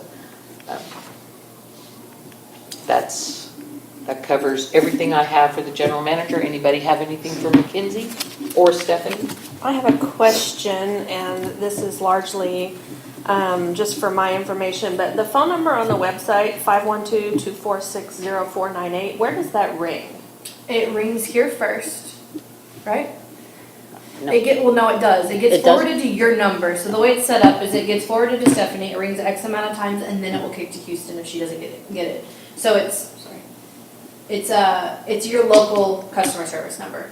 So it's utilized by all local Austin districts. But it's set up to where it will forward to any one of our ops coordinators, and then if no one can catch it, it'll go to Houston where we have more team members. So that's how all of our customer service numbers are set up for each of our divisions. Okay. So it does ring to Stephanie's phone. Either hers or one of the other ops coordinators. So it's either her manager, or Jean. Okay. And then what'll happen is if somebody gets someone else's districts, then they just say, hey, teams, they transfer them over. Okay. One day I called it, that was before I had her direct phone number, and I was trying to get a hold of her, and I selected the option to wait for someone to answer the phone, and no one, it became clear after a while that no one was gonna answer the phone, and I don't want one of our residents to have that experience. Correct. They had a bit of an issue in customer service recently where for some reason our call, what is it called? Your abandonment rate randomly skyrocketed without reason. So they investigated, and there was something up with the phone system itself. And it was across the board. We saw our abandonment rates drop for every single customer service number we have. And they've investigated it since, and I believe it's been mitigated, but I don't think we've had anybody else report anything to us about it. Okay. Do we have any numbers on about how many resident calls we get in a week? I don't know, because they would go to her, they would go to customer service. I do know that our customer service department, I'd have to probably ask if there's any specific for Austin. They get over 15,000 a week. Okay, but that's culmination. all Austin. Well, that's not Austin. All Infomart. That's all of Infomart. Oh, all of- within 1 week. Oh. That doesn't include if somebody calls me or if somebody calls her. It's only the calls to customer service numbers. which is this number. Okay. Correct. Yeah, so that number, I mean, and I don't want to judge the whole situation by just one resident that talked to me Yeah. about it, is like, I'm not calling there, they I never know. answer. You know what I mean? Yeah, I've heard it called So- 1-800, and then they've added other stuff at the end, and it's not a service number. So Because either nobody we- ever answers. We either replace a number to maybe a main line that people can answer, We can. or just, because, I mean, to me, it's like people are calling and no one answers. It's like, why to call the I district? had to call it recently and somebody answered. I had to call it from my mom's house because she is in Infomart for a service provider. But they answered. So I- Amazingly, I did have a call from a resident too last week that said they tried to call that number to report their meter wasn't working, and they got no answer, and so they ended up calling me to tell me their meter wasn't working. I forwarded that to you, you guys replaced the meter, See, but that's the number he was dialing Well, to. the thing is we had a call 2 nights ago from a resident to that number that reached dispatch, and we dispatched a tech. I'm only reporting Wait, what I that was last night. That was last night. Where's the phone? Install right dial now. a number, Right now. see who rings. We'll look into it, Kelly, though, just to make sure that there's nothing else wrong with Austin specifically. Is there anybody else that has anything for Mackenzie or Stephanie? No? I have one question. This check I'm getting ready to sign, this is the adjustment for the rate order, this Mr. Olson check. What happened to his check?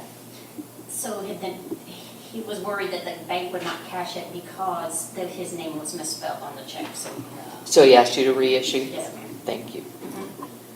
The other one is just a customer refund on account. Yeah, saw that I one, no have to problem. mail that Here you one go. I need you to specifically sign to this. a different address. All right, moving on. We're on agenda item 6, committee assignments and reports. Anything from parks? Yes, mostly, I have questions for Mackenzie. Where are we on the painting of the old mill gazebo? Certapro got back to me yesterday. They contacted me last week, but I was out unfortunately. And he wants to meet on site. He has some questions about the job before he bids it, but he's got a proposal ready to go. He just wants to clarify a few things. So What was the name of the contractor again? Certapro Painters. CERTA, Yes. C-E-R-T-A. And I have, yes, like the name, like you CERTA Pro painters. Okay, thanks. I have no doubts that we'll go to proposal fast from it because he just sent me one yesterday for one that I asked for last week, or the week before last. Okay, and that's the footbridge at Madeline Correct, Pond as the well. footbridge, and I asked him to quote us on this gazebo with a broken bench. Okay. Definitely, that's been outstanding for a long time. Yeah, I know, the first two people we contacted were companies we've used before, and we could not get them to respond, and then we moved over to Certa Pro, and unfortunately, they decided to call me last week. That was not it. Okay. What about the lights at Sunchase Park? We've approved that one, do we have an update from MNC on I finally, no, I have not, but I'll contact them tomorrow. We gave them approval directly after your last board meeting, so I'm assuming they're probably gonna have to take some time to get all of the things ready that they're gonna need to take everything down, but we'll get an update from Ricky and see if they have a time frame. Yeah. I would love to see all these items complete by January. And you talked about the engineered wood fiber at all the playgrounds. I mean, I just can't stress enough, this is just a critical safety issue. I mean, there's nothing, this is number one. Yeah, no, I agree. I'll tell you exactly what Dustin told me today. He said, finalizing quote as we speak, and this was today at 3:26 p.m. I'm gonna send them to you tomorrow morning. I'm sending individual quotes for each park and a quote for all of them. There is a discount if you sign the quote for all. Once they're sent, I'm going to give you a call to go over them regarding the engineered wood fibers on site already. There's still a huge pile at Valente Hills, and I'm trying to get an accurate number for that for my team to see if we can incorporate it into the cost for that part. Because the pile of Valente Hills is not, that's just the mulch left over from the winter storm. It's not even. Are you sure that that's what that is? Yeah, it's not the, you can't use it. Okay. Well, if he's looked at it and he's trying to use it, then I would bet you could. I mean, he's the one who's trying to use it. I didn't ask him Yeah, to. but I know for a fact it's leftover, which. Will you check on that? Just ask him Yeah. to double check, okay. All right, well, just want to reiterate my extreme eagerness to get that done so that we don't end up with a disaster. Understood. So as Jacob said, the new due date for the Sunchase Playground RFP is January 5th to give the vendors more time to prepare their proposals. And we'll hopefully be able to vote on those at the next meeting. I was not able to get together with Mackenzie and Stephanie and David to go over the draft of the new park rules. Bad timing. I thought we could do it after Thanksgiving, and then people weren't available. And so I will try to I make. have a marked up version. I'm not done yet. I will send it to you when I'm Okay. And the reason that I want to go over it with them before I present it to the full board is because they're the ones who have to work with it like on the ground, and I want to make sure that they understand it before, and we have it in a more complete form before we present it to the board. But I will get that to you likely early next week. Is that okay? Yes. My marked up version? Yes. So do park rules need to become an agenda item for next month? Yes, they do. Yeah. All right, that's all I have, David. I do. Do you have something? I do. Please go ahead. I'm just going to say that I'm really disappointed that you guys just thought that I was doing such a horrible job, and that Thanksgiving was almost a month ago. The Saturday before Thanksgiving, just so that everybody knows that Kelly and David are on parks, that I was removed, and that I fully apologize that the Christmas lights that the kids have been waiting for and all the decorations, I don't know where they are. But when the kids get out of school, it's not much longer before it's dark. And every year, for years, we've had Christmas lights in the park. Where did the ball get dropped? We paid thousands of dollars. Do we Thousands. own lights? No, we own have a lights? company that put them up, but they're not working. And I've kept my mouth shut because you thought I was doing such a horrible job. We didn't approve. Point of order. Lights You this year. did. There are Not no this lights. year. There are They're no up. lights. They're up from last year because they never removed them. It's disgusting that there's no lights in the park. I wish you had attended one of the last 3 months of meetings and you could have made us aware of that. You know what? That's your job. I was doing such a horrible job that you could do it all.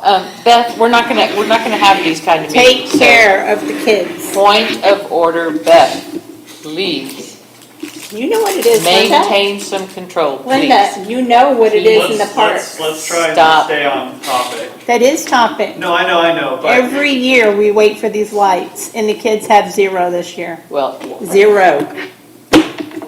you know, we have other really pressing priorities in this district right now. Lights didn't make it to the top of the list. Tell the I'm residents sure, that. I'm sure the children will understand that clean water is our priority. That's All a right, we're different moving committee. on, we're Different committee. moving on to the deed restriction committee, including adopting new deed restriction resolution. Who wants to speak to that? Who's on the deed restriction committee? Benoit and Kelly. So, actually, the resolution is in agenda item number 9, the attorney's folder, and it's called the revised order. And has anyone had a chance to review it? Or should I Yes. explain Yes. it? Linda has notes. Which I can't see on my I screen. Do you want me see them. to say? I can see them. Yes. Okay, yeah. Okay, so she's got one on section 2. She says, I question if district rules can be used to enforce covenants, chapter 49, subchapter H, powers and duties, rulemaking powers to permit the accomplishment of the purposes of which the district was created.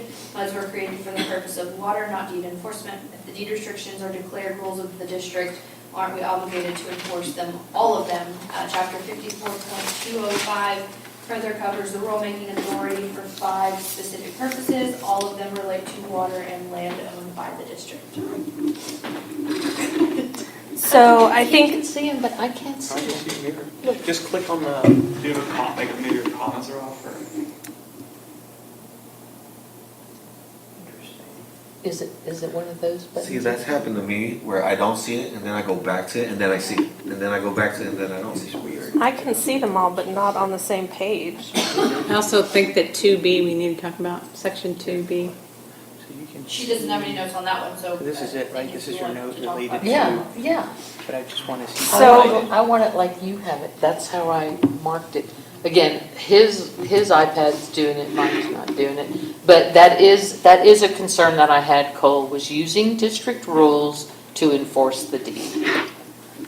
I mean, the district has the power to enforce the deeds through the water code, so in essence, anything within the water code, that governs the district, so those rules are, I mean, the district doesn't have any set rules that state they have to enforce deed restrictions or do not have to enforce deed restrictions.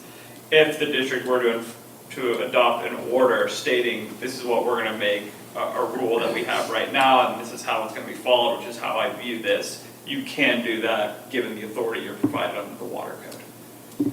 I think my real question was, the authority under the water code says that the district can create rules, and then it lists 5 very specific things that we can create rules about. Right, and I know we talked about one of the provisions of the water code, which is the provision that we've been hanging our hats on or that the district's been hanging its hat on for enforcing deed restrictions regarding taxable values of the land.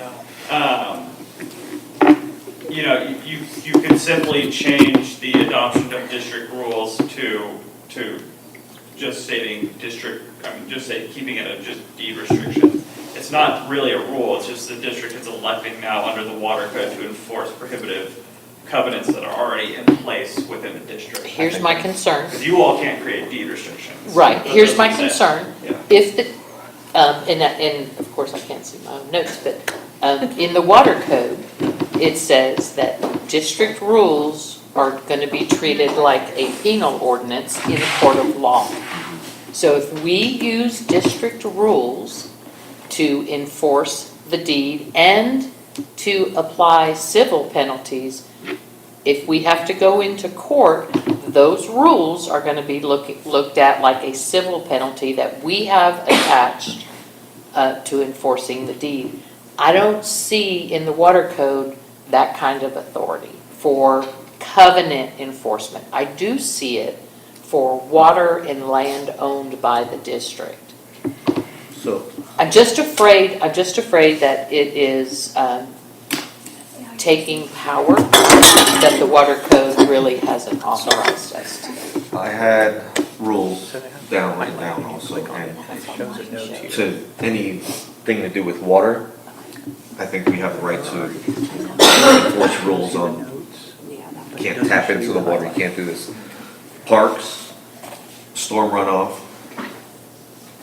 meeting rules, building rules, so anything that we own as a district, I think we have the right to enforce rules on that, but I was a little concerned about the rules of the residents. I'm just concerned about using the power of rulemaking for something that is not water or land owned by the district. Because we're making a rule to enforce somebody's personal property. I think it could be rephrased to, and I understand where you're coming from. The water code also allows districts the power to enforce deed Right. restrictions. So instead of saying adoption of district rules, you could rephrase it to saying enforcement of existing restrictive covenants. Something along those lines, so it just shows we're not creating a rule. It's not really a rule, but these restrictive covenants exist. We didn't draft them, we had Right. nothing to do. This board nor any past board had anything to do with these restrictive covenants. We're simply, by adopting this order, if you were to adopt this order, we're simply stating that we will enforce those restrictive covenants. That would be. I'm so okay with that. Okay. I just don't want you to call it a district rule because it changes the way a judge would look at it when it gets into court. So here's my concern, that when someone buys a house, right, in this district, they are handed rules and regulations and deeds that they're supposed to follow. So what I'm hearing you say is that what is happening tonight is they're trying to take that away. No, tonight, so this revised order that I will say Kelly spent a lot of time working on is a way to make clear what the district is going, because there's no architectural control committee, there's no deed restriction enforcement company that's out there doing this right now. Well, then we should hire someone back. So what this is simply trying to do is simply saying the district understands and recognizes there are restrictive covenants in place. And through the processes outlined in this order, that's how the district will act on doing it. I think. Because 85% of all these neighborhoods do not have an HOA. And they depend on us for what the rules are. That's why so many people live here, is because it is clean, it is enforced. So over this past year, with the new board, they have made the decision, okay, including, I'm the fifth person, I didn't vote for that, but it was voted that let's try to get rid of some of those. Well, that's not fair, because these people buy their houses for the deeds that have been put in place. So we have not hired a company to come back. So until a company has been hired, that's our responsibility to take care of those deeds. Now, when a person's hired back, then they can take care of it and bring it to us as the board, whoever it is. But, I mean, I've had conversations with people on the phone that they're concerned about their deeds. That's why they moved here. So us, just the five of us, I don't see how we can make that decision to do that unless it goes on the next election saying, do you want to remove all these deeds? Let me clarify, you're not removing the deeds. Well, they're not being enforced. Right, but all those, it's kind of a multi-layer, I understand where you're coming from, and you're stating that it's people move I'm protecting the because there's residents, that's restrictive why I took covenants in this place. job. But those restrictive covenants were drafted and meant to be upheld by HOAs. We don't have But HOAs here. that's not the MUD's responsibility. So the MUD, many years ago, whenever you all did approve, or whenever you all did hire Sage, that was when the MUD realized, okay, there are not HOAs, or the HOAs are not active, or they're not We don't have enforcing, or they're not enforcing. We've never had any. Well, they're inactive. You did have them, they exist by the creation of the deed restriction. Can you give that to us to all go through for who has what HOA and It's which? all in the deed restrictions for every section that has restrictive covenants. Because I know for sure that we've looked it up, there is no HOA. There might not be an existing one, but they were drafted for HOAs to enforce, and then the HOAs went defunct, which is what happens in a lot of older neighborhoods. Sometimes MUDs then decide to enforce deed restrictions, other times they don't. Yeah, because I've lived here for 1 year less than my neighborhood. Doesn't, And we never had one. I'm drawing a blank. She attends. Carol. Doesn't Carol She live in a has- neighborhood with an HOA? Yes. She's the only. Yeah. There are HOAs in the district, but Anderson Mill West has never had an HOA. They've never had one, okay. So there might be, which there's a process of going about creating that. But what I'm trying to say is, because of that, when the MUD initially first hired Sage, or any company prior to Sage, that was that current board of directors saying, we want as the district to enforce these restrictive covenants. That's a policy action that the board adopted and then carried on for however many years it did. I know beginning or whenever I came on, April of this year, when Sage was terminated, this is what started this process. I know that you don't have a contractor out there right now doing the work. There's still been letters that these directors have sent out to customers who've complained about restriction. We've still been sending letters. There are still lawsuits that are ongoing. Some have been dismissed because either the problem's been resolved, or it's been something like car had the wrong registration sticker. Right. You all looked at the price tag and you spent $20,000 on pursuing something like that. Exactly. And I'm just throwing a number out. I don't know if that's exactly Right. And so the whole point of this is to say, we recognize there are restrictive covenants. The MUD is going to enforce them. This is how we're going to enforce it. We're going to make it clear. It's not going to be a pick and choose type of scenario. And I think that's why, that's something that Kelly has spent a lot of time going through, looking at all the deeds for all the sections to determine what's similar, what's not. And then this board, over the past few months, have discussed items about, should we really do we need to spend X amount of dollars suing someone for, their car being on the street or something? Well, and that's what people in my neighborhood do not want. So here, let me just end this conversation. I'm gonna ask one more question and I'm done.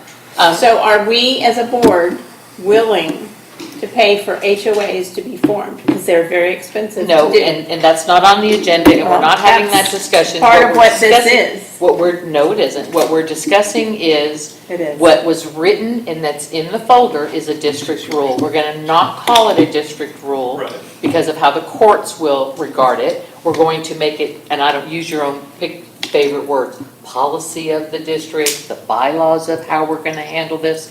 Let me clarify for you and for everyone watching, this board is committed to taking your complaints, addressing them the best way that we can, enforcing the deeds that involve health and safety. And if you read what's right now in here as a rule, it describes how we're going to do that. And we have literally been doing that since February of 2023 with tremendous success. We have achieved the goal, which is a district where the property values are sustained. And I think the appraisal records reflect that. So if it's someone's parking working. on the street, what are you gonna do? We are not enforcing things that do not affect the taxable value of property. And that does. That does not. And so, This this board, is what you've been after for a few years This- to do. So this is why you've changed I'm going to this. point of order you until I do a motion to remove you from this meeting for being disruptive. I am trying to tell you what has transpired in the last 3 months regarding deed enforcement. Nobody is neglecting it. We are, and Kelly has a spreadsheet on the shared drive. You can see all the complaints that have been received, how they have been addressed, and they are corrected. So if you're taking calls, if your neighbors have issues, please have them go to the website, follow the instructions for reporting the violations that they're seeing, and we will address them as a board, not as a committee, as a board, each and every one of them. It's outlined. So what I'm hearing you say, again, is what is given to them when they buy a home, that they are not allowed to park on the street. They are now, after tonight, you approve this, because there's 3 of you that will, that means that they can park on the street at night now. So, And nothing will happen to them. Well, that's not true. That's not true, because a deed is a contract between you and your neighbor. If you have a problem, or your neighbor has a problem because somebody's parked on the street, and if this board elects that it's not impacting health or safety and chooses to not pursue it, the person with the problem can absolutely pursue it through a court. But it should be going through our court. It because is. It's on their This deeds board with has, us. Our court? we don't have a court. We don't have. No, we have a lawyer that should be sending out letters and No. taking care of that. That lawyer only sends letters he's directed to send. It will take a vote of 3 members of this board to pursue things that are health and safety related And nuisance. and nuisance. But Kelly, you don't even live in this district, so for you to have a car on the street. That is the not last matter. time I'm going to point of order you in this meeting. You are out of hand. You are out of hand. That has no bearing whatsoever. She is duly sitting on this board because she was appointed.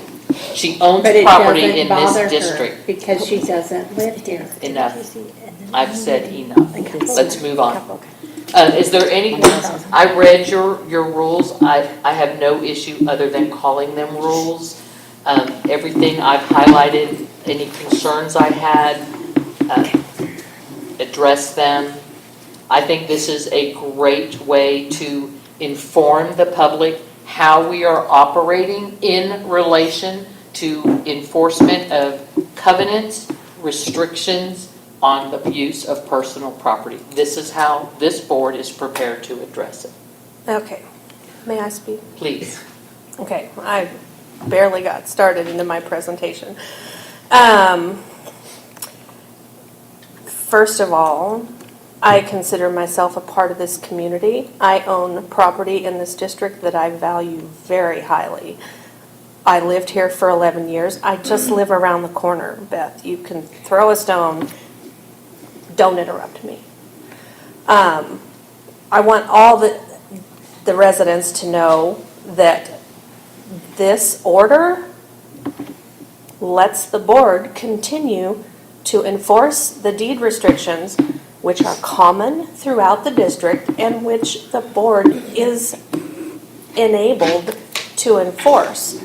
Unfortunately, many of the deeds, the older deeds for these many developments that encompass this district, were written assigning the enforcement or the decision-making to another entity. Isn't that correct, Cole? So the Anderson Mill West deeds leave a lot of decisions up to an architectural control committee, which is defunct. And each section would need its own architectural control committee. There can't be one architectural control committee for all of Anderson Mill West. Hunter's Glen 1 and 2 have a HOA and a new building committee and a maintenance committee, all of which have gone defunct, I believe, except the Hunter's Glen 1 HOA. And so I would like Cole to address, just so that we can get that out of the way and know that we're on solid legal footing, whether the board is empowered to make decisions when the deed assigns that enforcement or that decision-making to another entity. The deeds that I've read that say that it has to be, a decision has to be reached by an architectural review or architectural control committee. I don't believe the MUD has the power or the authority to act on behalf of an entity that is not in existence. Without that entity that was validly created and in existence at the time having conveyed any type of power to that. I know there's been some documents or some residents who have said, you know, we're the de facto committee. That just, that they were a de facto committee by name, not by standing. And so I don't think the board can tell people what they can and cannot do with their private property in terms of building a garage apartment, or what typically architectural control committees control, things like, you know, siding on your house or building a tree house or a garage apartment, what large things like that. I don't think this board, nor would I recommend that you all even act all as that, telling people what they can and can't do with their property in terms of those types of construction things. Okay, second question. Does the board or the district have the legal authority to enforce a deed restriction that is taking place, or a violation that is allegedly taking place on a public road owned by Williamson County? If it's on a public road and it's owned by Williamson County, no, it's not private. That would be a county issue. Okay, so legally, can we enforce deed restrictions that address overnight parking on the streets? If it's in the deed, if it's in, I mean, yeah, there are some sections that have it. I guess if it's in the deed, you can attempt to do it. It's just, We have always done it. right, I know. You can attempt to do it. It's just a matter of how that is that going to be enforced. Who's going to, are you going to tow the car?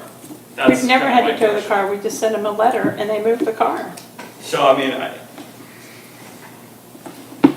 People in our neighborhood cannot get out if there's cars on the street. It is not like the But other again, it is my side. understanding that not all deed restrictions have rules for vehicles, correct? Correct. So if I were to apply a rule to a house, which deed restriction doesn't have any restrictions on vehicle, that would not be a just move from our part. you can't, neighborhood A has a restriction that says you can't park on the street. Neighborhood B says you can park on the street. You can't take restrictions from neighborhood A and apply them to neighborhood Exactly, B. yeah, that's what. And how can you defend that parking in the street impacts the value of property when 1,000 of your homes are allowed to park in the street and 900 are not? Yeah. They're all that's a different, secondary it's all by the reason. size of the street. Kelly Street is way bigger than what my street is. I'm going to ask you to refrain from the personal attacks. I've had about enough. I'm being honest. Enough. That's enough. So the point is that in making good judgment calls, you have to look at the whole, not just a small piece. And let me just add, especially in the area of street parking, the HOA sections do have that restriction in their deeds and have chosen not to enforce it. That is some guidelines we should actually pay attention to. They choose not to enforce it because they deem it hasn't impacted the value of their HOA neighborhood. And most of the houses in Anderson Mill West do not have that restriction. At last count, there was approximately somewhere between 300 and 400 properties over in Beth's area where she would like that restriction enforced, or the people who live over there would.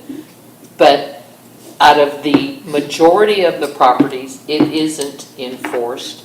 All the streets are built exactly the same width. That's transportation code. It's the law.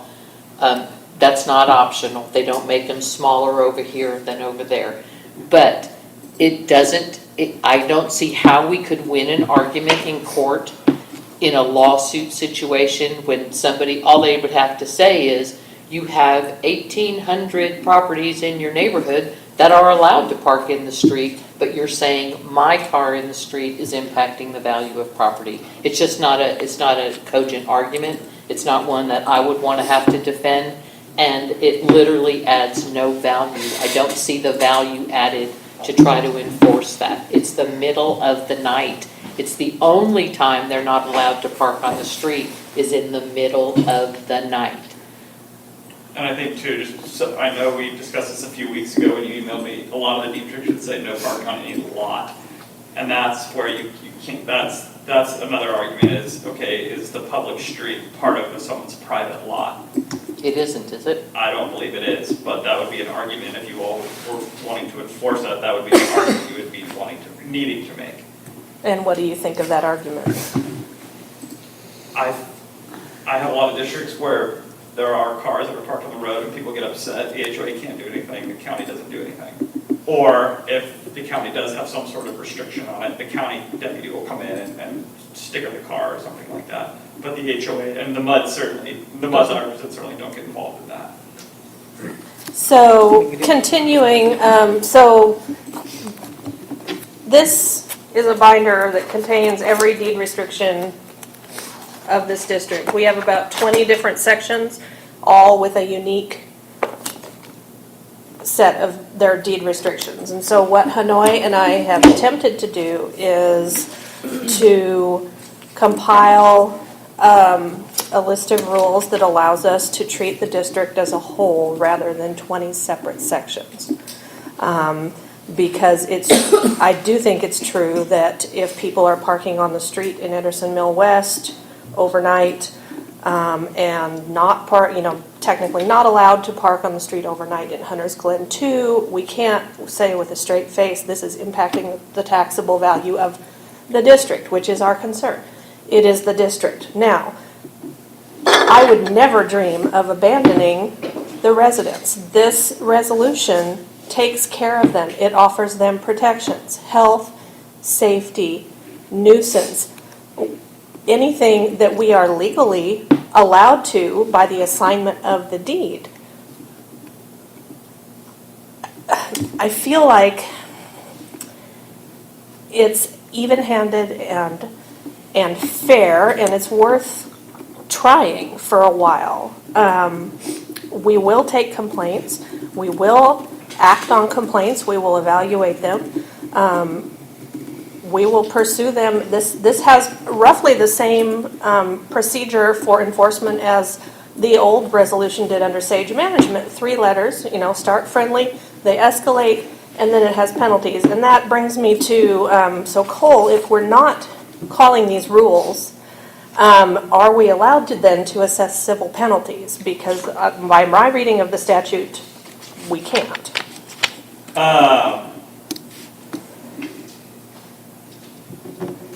I mean, if the deed restrictions have, the remedy in the majority of the restrictions is for there to be a lawsuit filed, is what I'm imagining. Mm-hmm. That's how I think you all should match what's in the deed restrictions for any type of enforcement.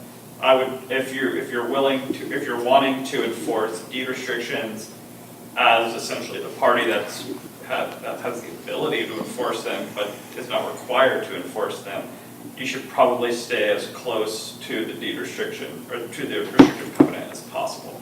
I certainly don't recommend tacking water onto a water bill. And the issue with civil penalties like this, I mean, when there are penalties when you break district rules, like if you're dumping gasoline into a storm sewer or anything like that, that will get tied with those fines will get tied with your water bill. Obviously, that is enough that the police will be called and you're going to be dealing with stronger consequences than that.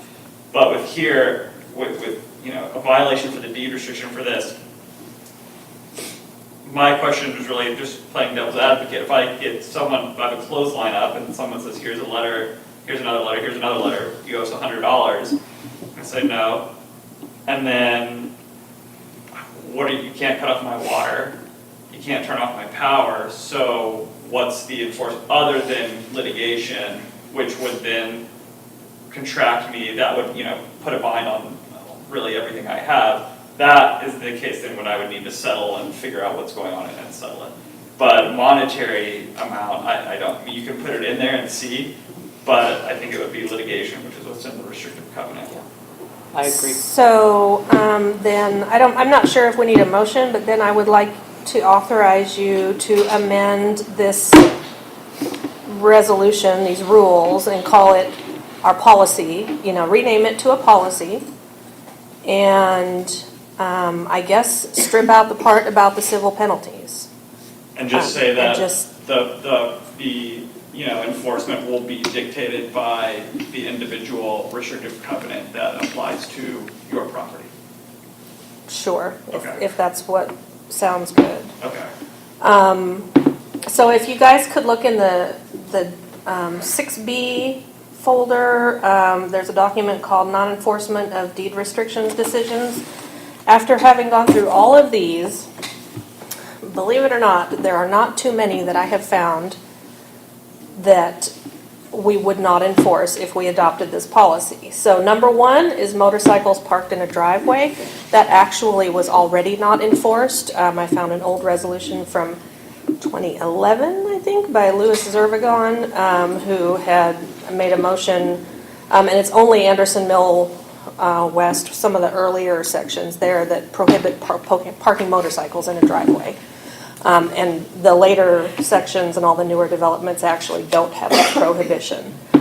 So that's an easy one. Number two, certain violations that require a determination to be made or an action taken by an entity other than WTCMUD1, such as but not limited to an architectural control committee, homeowners association, new construction committee, or maintenance committee. Such violations may include unsightly violations depending on the section, and I wanted to put that in there because some of the deeds do leave that determination up to the ACC. How does that sound to you, Cole? That sounds good. You and I haven't talked about that.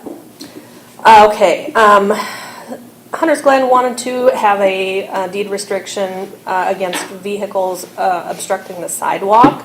This is actually a violation of the transportation code, and I believe Sage Management, when they were here, had already been authorized to call the sheriff to report those. And so I would say that would be something that we would just suggest the resident call the sheriff rather than making a deed restriction complaint. And then we come to any violation regarding vehicles parked on a public street. The MUD does not have the authority to enforce rules on a public street. And of course, the sheriff can always be contacted about safety concerns or hazards. How does that sound, Cole? Yeah, Is that legally accurate? that's correct. Okay. So I hope that this looks pretty reasonable. This is the list of things that we would not enforce. However, There's an alternative to it. hmm? I'm good, yeah. Okay, so I'm done with my presentation, I guess. Any other comments? I think because Cole's going to revise this, the rules / policy, that we would vote on it probably next month then, when we have a new one in front of us. Yeah. So basically, you would be removing the civil penalties, no civil penalties. It would be directly notices and then moving on to filing a complaint. It's going to be the same person. process that you all did before with Sage, the letters, but instead of tacking a monetary penalty on the water bill, it's going to be, the final issue will be, should the board elect to, pursue litigation, if that's what's dictated in the restrictive covenant, that's what the board will do. Gotcha. And then it does say that, I think was it the water code or was it the deed restriction? I was reading a lot today that we are allowed to get our money back from if they're found. That would be If in the the court judge system, yeah. And that would be up to the Yeah. judge to. Yeah, if the judge awards.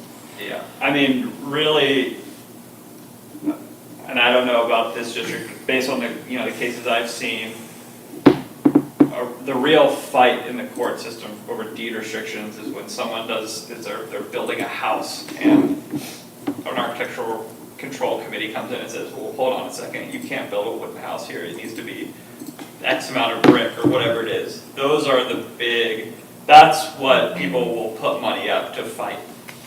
I don't think someone, if there's someone who's violating deed, let's say they're operating a mechanic shop out of their garage, like we had in the past, which I haven't heard anything, so hopefully that's been resolved, but you send a letter, you send a second letter, you send a third letter. Is that resident really wanting to spend X thousands of dollars to defend that activity, or would they just cut it off? And I think a lot of the scenarios like parking on the street, which we know we're not enforcing now, but in the past, or having unsightly things in your yard, instead of spending $5,000 to leave that old oven there, you would just move that old oven. And so I think we we gotta think about it just kind of practically too. As good neighbors, that's what people should be doing, so. Okay, so we don't need a motion to We don't. postpone that. Okay, and if I could then draw your attention to the other document in that folder, the MUD statement on ACC duties. I wanted to draft this, and Cole and I also haven't had a chance to discuss it. That's why it says draft across it in big letters. But I feel like there is continuing confusion out there over whether the MUD is an ACC or an HOA. And I know there was an inquiry this past week where a roofer said that someone needed the MUD's permission on the shingles before they could install those. And so, and I think we received, back when I was brand new, we got an inquiry from a resident who wanted to build a shed in his backyard. And I'm not sure we ever responded to that. So I wanted to memorialize in writing what the MUD doesn't do, because we are not the Architectural Control Committee. So we don't approve home modifications. We don't approve roof shingles. We don't approve your paint color or your building materials, or whether you build a tree house like Cole said, or you have an outbuilding or a playscape or a storage shed. So that's part one of the resolution. And then part two is what we already talked about, that we don't make determinations or enforcements where that has been assigned to another entity. And so part of this is for our office staff. So I want to make sure you guys are clear.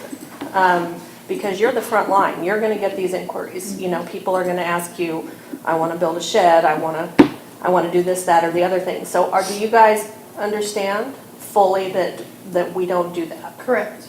Okay. It goes to the ACC. If that If one, if there it is one. existed, yes. There is, it goes to Chris Rocco. Chris Rocco is not the ACC for Anderson Mill West. When did that change?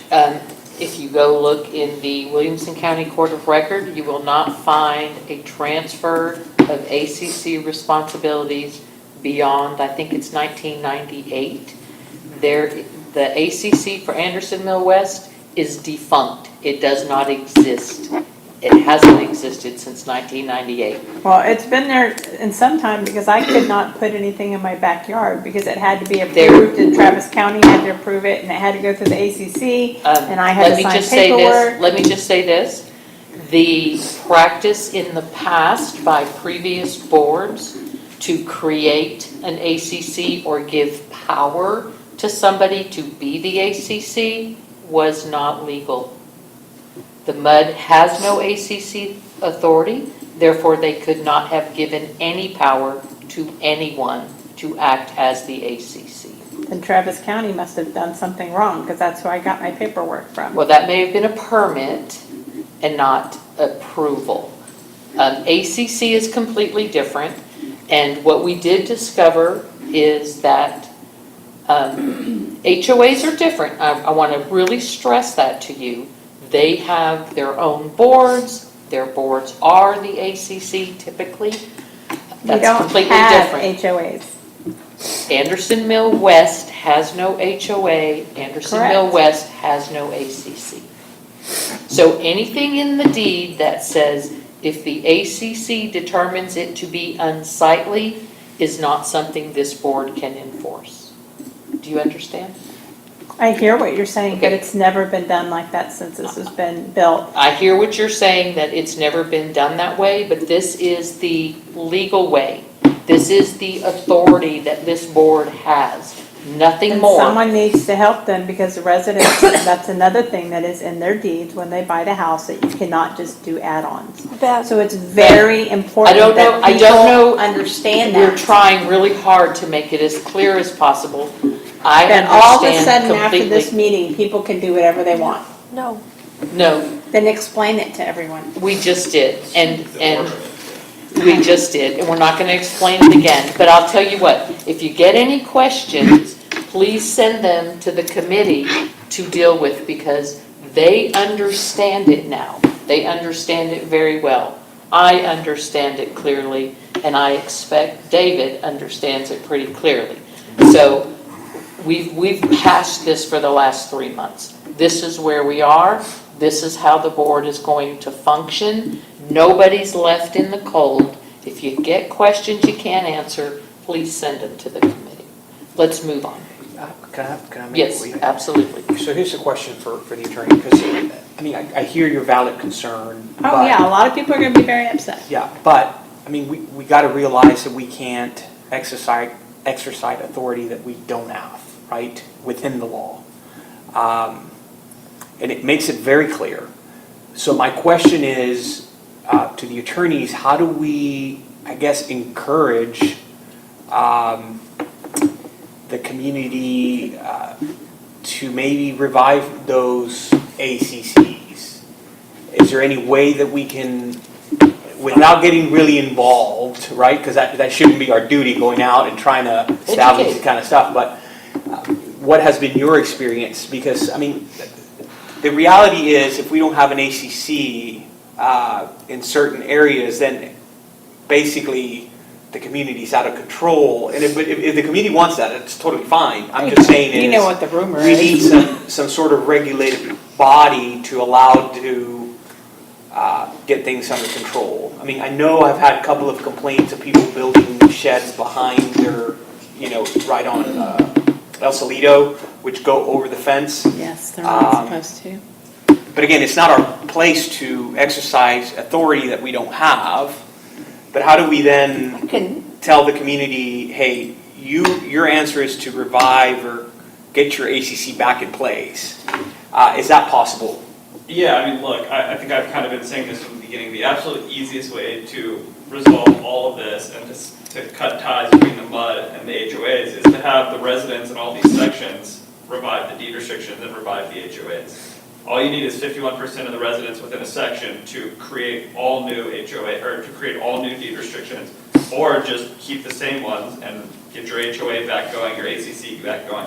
I mean, if there are so many residents who are concerned about this, and they're going to be upset that there isn't an architectural control committee, or the MUD is not going to act as an architectural control committee, get together and create new deed restrictions and be more clear, or just get together and revive the HOA.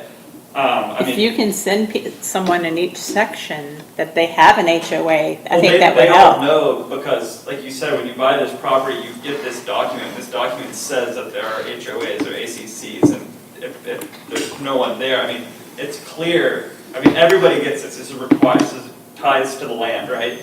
So every single person has this document, whichever one is specific to their lot, of course.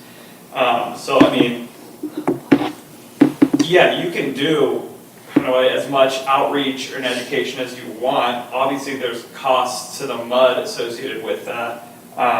If you have consultants doing that, I don't necessarily think it's our place to be doing that. We don't represent these HOAs or any of the individual landowners.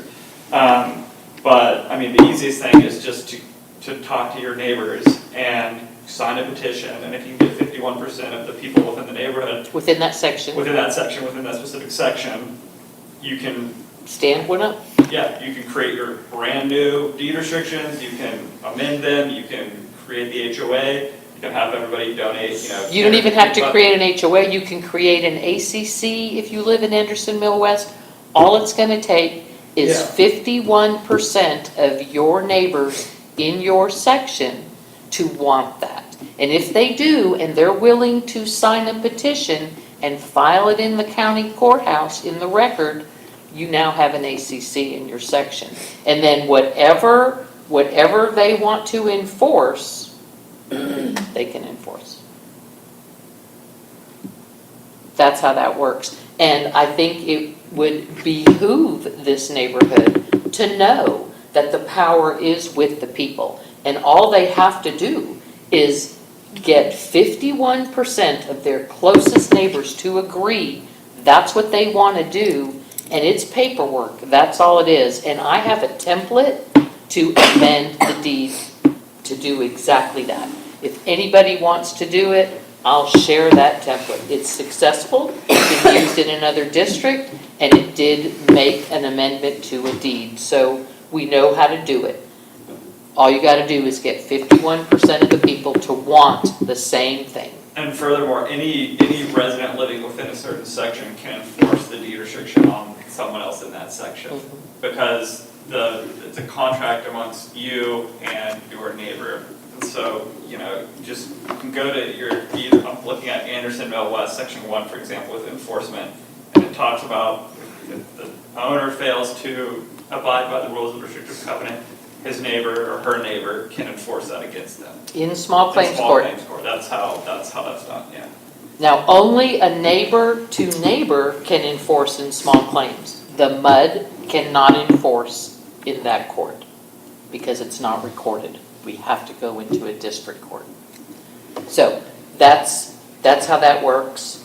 I have no objection to providing educational material. And I think this goes back to the lighting concern, right? So I would assume that that's something that could be, enforced through an ACC if there was an ACC. Is that correct? Oh, about the outside. No. She's talking about the lighting. Did you bring up something about the lighting? Oh, behind the. Yeah, where you have to build a wall or something Oh, yeah. like that. Somebody Yeah, has but that would installed have to be lights. through the mud. That's not an ACC That's thing. not, That's that's a not mud. It's not even. The MUD would have to decide to construct a wall or a fence or something, but even if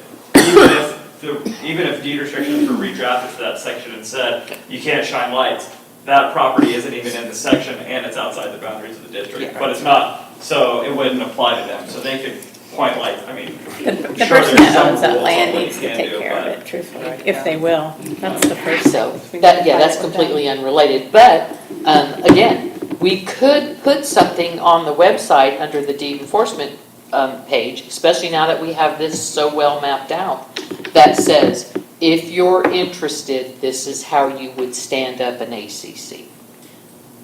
And literally just give them, it's just really that simple. Know who your neighbors are, who's in your section, and then And each section is not, they're small. yeah, They're small. They're small, so it's easy to get 51%. Yeah, as long as they want that same thing. But you have to pay for the HOA and that is not cheap. You don't It's need not to an have an HOA. HOA, all you need to do is stand up an ACC. And then your ACC in your section can determine what's unsightly. And if your ACC determines it's unsightly and it's a legitimate ACC, that complaint can be brought to the board because it's legitimate. And then we can decide if it needs a friendly letter or a second letter or a third letter, or if we're gonna address it at all. And even, HOAs, they don't have to be, it's not that, it costs money to establish, you pay a fee with the Secretary of State to be, an organized entity, but if you're not, the MUD right now does all the lighting, I don't think. Parks. I don't think there's any, typically an HOA is responsible for, parks, lighting, detention pond maintenance in certain areas, stuff like that.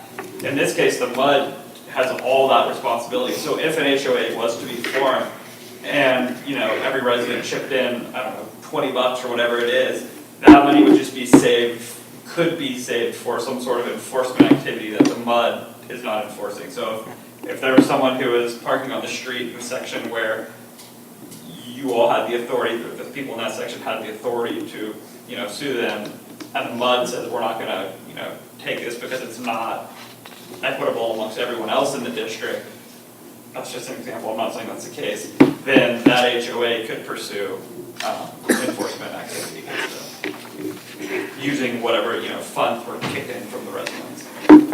So, I think we've literally beat this one to death. Cole, please make the updates. And those two documents in the Yeah. committee folder, make those, zhuzh them and make them ready for us to sign next time. I'm gonna try and get them all done by the end of next week, and I'll send them to you, and we'll post them on Google, and so if you have any additional comments, we can go back and forth. I have section 2, E, states that, I guess the resident from one area can't complain about, I said example, Anderson Mill West cannot complain about a violation of Valente Hills. Right. My question was Anderson Mill West, but section 1 can't go to section 2 and look for, right? Is that what we're, So, having received a complaint, I actually realized that that was vaguely worded, and in Cole's revised rules, which are now going to be a policy, we changed neighborhood to section. So it's So going to each- specify. Okay. You have to be in the same In the same section section. with someone to file a complaint.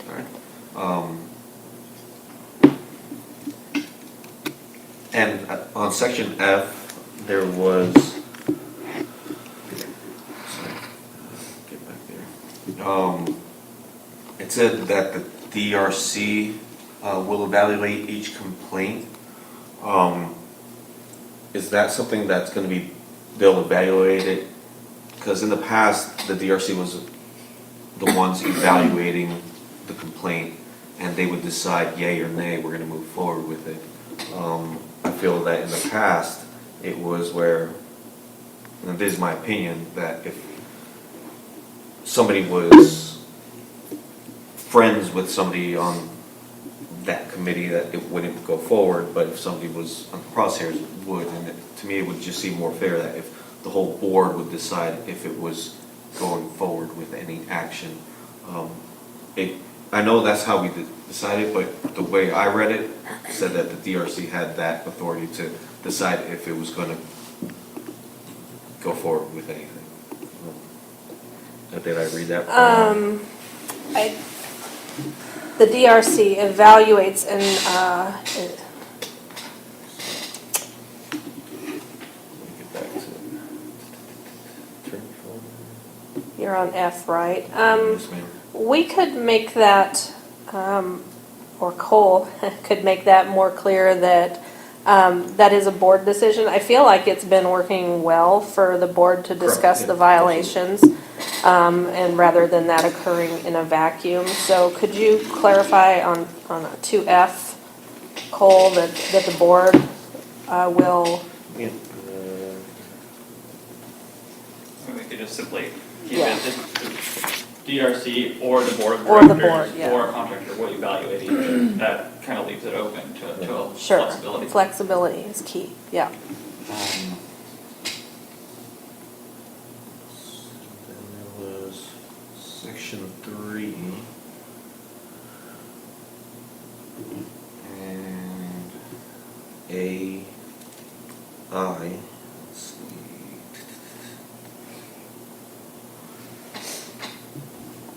And then once again, it said, any person who is in reasonable judgment of the DRC violates a deed restriction.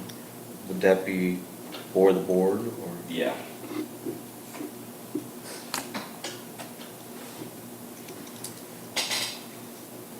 And that is,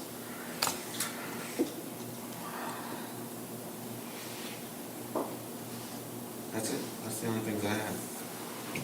Other than that, I thought it was fantastic, and I think you did a great job. I think you guys did a really good job. Thank you for.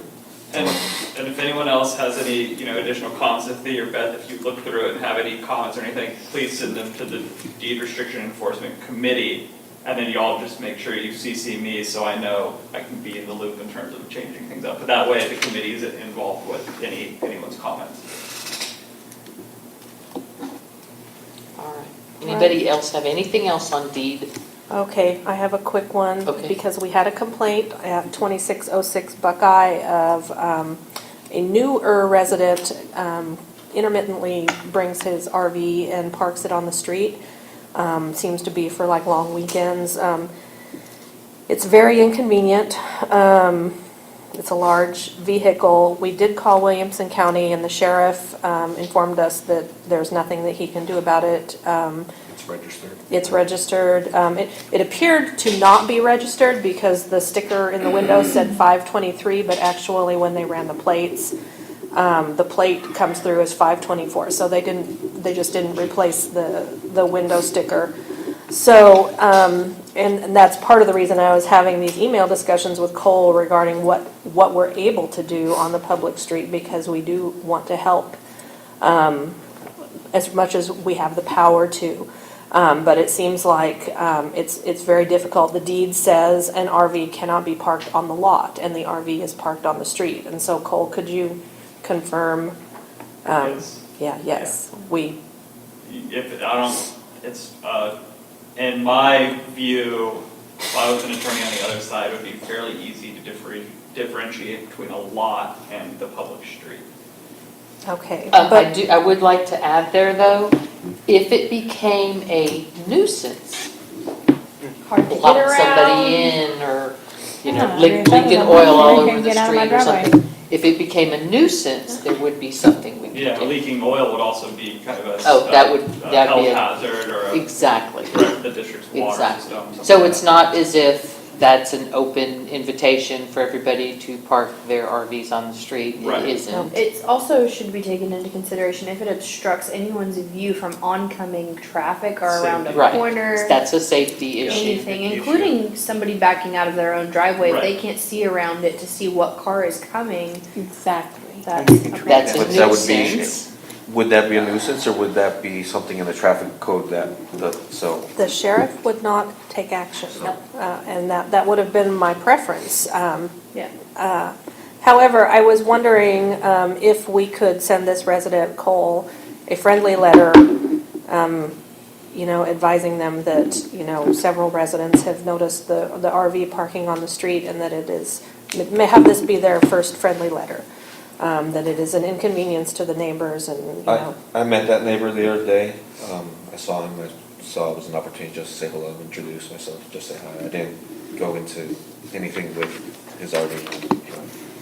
He just moved here. He lived in close by. And so I really think that none of our residents are aware when they move here that this is the deed restrictions that come with the land. So a So- copy of the deed restrictions, Yes. even though the deed restriction does say on the lot, but just a friendly letter about how it can cause an impediment, to the neighbors, and they have trouble backing out of their driveways. And so, You need a vote I would for like that? to move to authorize Cole to send a letter to the owner or the resident, if they're not the same person, of 2606 Buckeye regarding the parking of the RV on the street. I'll second that. Does anybody need to discuss that? Yes. David? It says lot, so I'm very hesitant on crossing that boundary of the street. It's hard. I think nuisance is perspective. What is a nuisance to you might not be a nuisance to me. I think a nuisance is if four of us think it's a nuisance and one doesn't, then okay, it's a nuisance. But we have one complaint, or a couple complaints from this one person about another. So I don't agree with sending the letter just because one person has a lesser ability to drive a vehicle in tighter spaces than another. I think I can park a bus in a driveway because I just have the experience, and I think, so I don't agree with jumping over and Cole, what do you think? Are we in bounds if we send a letter on this? I think you can send a letter and be vague, just say, hey, we've received a few complaints from some neighbors where it's been difficult for them to back out of their driveway or see stuff. If you wouldn't mind trying to find the alternate location for your RV, it would be greatly appreciated. Just something like that. Are they in a neighborhood that they're not supposed to be parking on the street? Like we've talked about, their deed says no RV shall be visible on a lot. Doesn't say anything about the street. so. And so you- let me just add here, this RV is not there every day. It obviously has another another parking home, yeah. spot somewhere. I've heard from this same resident twice. So, and honestly, what I think, especially after David told me that he met the person, they just moved in, I just don't think the person knows.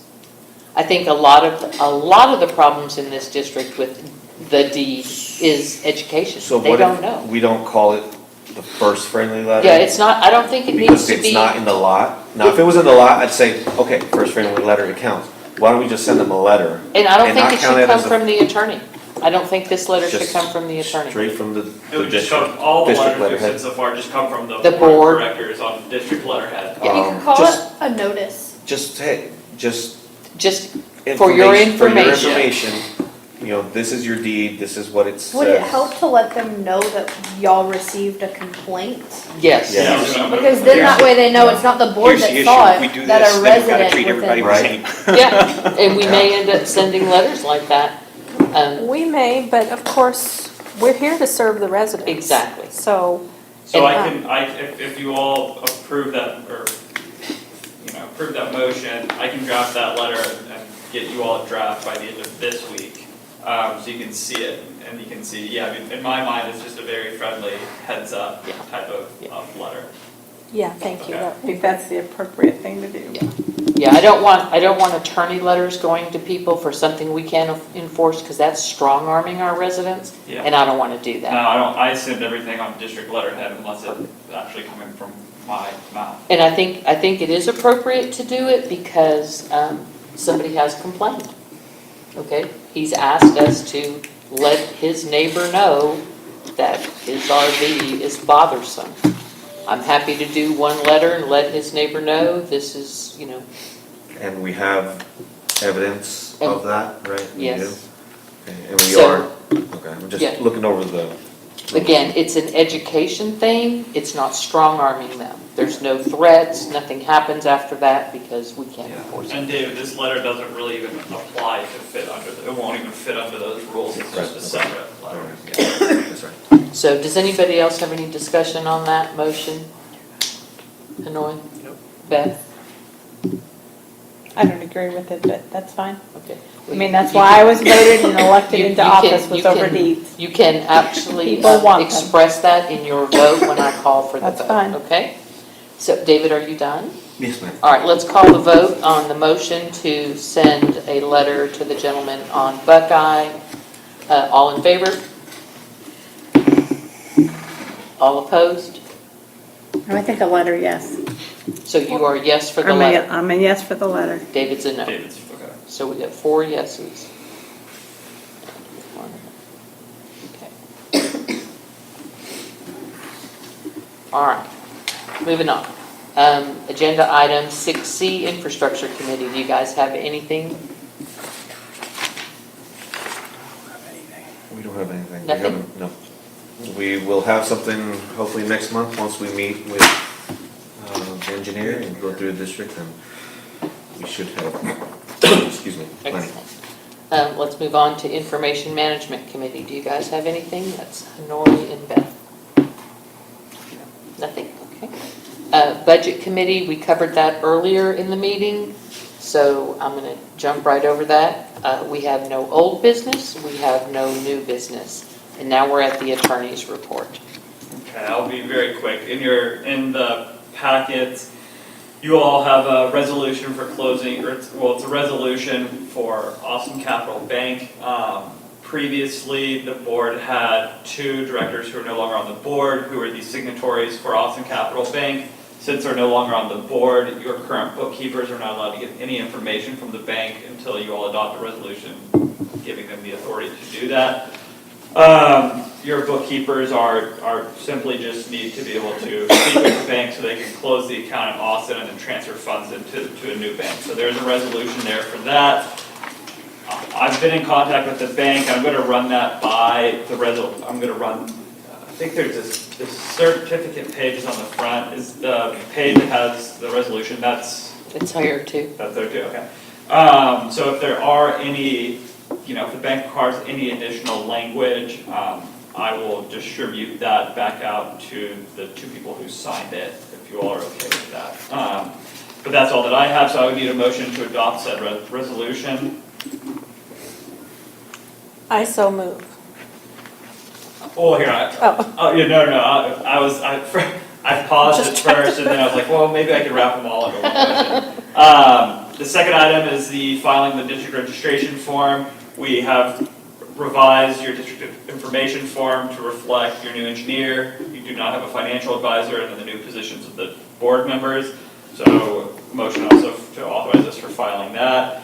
And then the last item is your annual calendar for 2024. We're going through and just making a few little changes on it, but I'm going to send this out to you all to look at. This is just an internal calendar. It's something that we use, but we also like to provide it to you all. It's not on the system now, so you'll get it. I'll send it before the next meeting. I actually put it out there. Oh, you did? Well, I Okay, put the good. ones that we used to have for business and for financial, because Okay. I didn't know if you had one. I figured there's your starting Perfect, point. and so, and we have ours too, and ours is more for filing deadlines and stuff like that. So we'll send it out, you all can look at it, we can comment on it, but it's really just mainly for your reference, and it helps us, it reminds us on, what months we need to keep things on the agenda, et cetera. That's all that I have for you, unless there's any further questions, so I think really it would just be a motion to adopt the resolution and authorize us filing the district information form. You still moving? Is that two motions or one motion? You can do one motion. I move we adopt the resolution for closing the bank account with Austin Capital Bank and authorize the filing of the district registration form with the Texas Commission on Environmental Quality for reconstitution of the Board of Directors. Second that. Any further discussion? Show of hands for the vote. 5 in favor. Motion passes. Thank you. And agenda item 10, to convene an executive session. I am going to ask that we go into executive session very quickly and briefly to discuss the property on Black Cherry. Cut it. So Thank you. I don't have a note on how to bring us. So if you're not on the board, if you'll excuse us, please, let me know when the camera's off. Yeah. Kelly, if you would sign. Good to go? Back in regular session at the time, 9:39. We are back in regular session. The time is 9:39. No actions were taken during the session, and we're moving on. Agenda item 12. Anybody have? The next meeting is January 17th. It's our regularly scheduled meeting. There is 1 minute out there in September, I believe. Yes, September 13th. And those minutes are labeled budget. No, this was Or the tax meeting rate. where we did our regular agenda. But even though it was a regular agenda, it wasn't on, it was the 23rd. I did second find it in Wednesday. Lansing County. And this one is the second Yeah. Wednesday, and the agenda. I just know that that's the explanation he gave the last time you asked.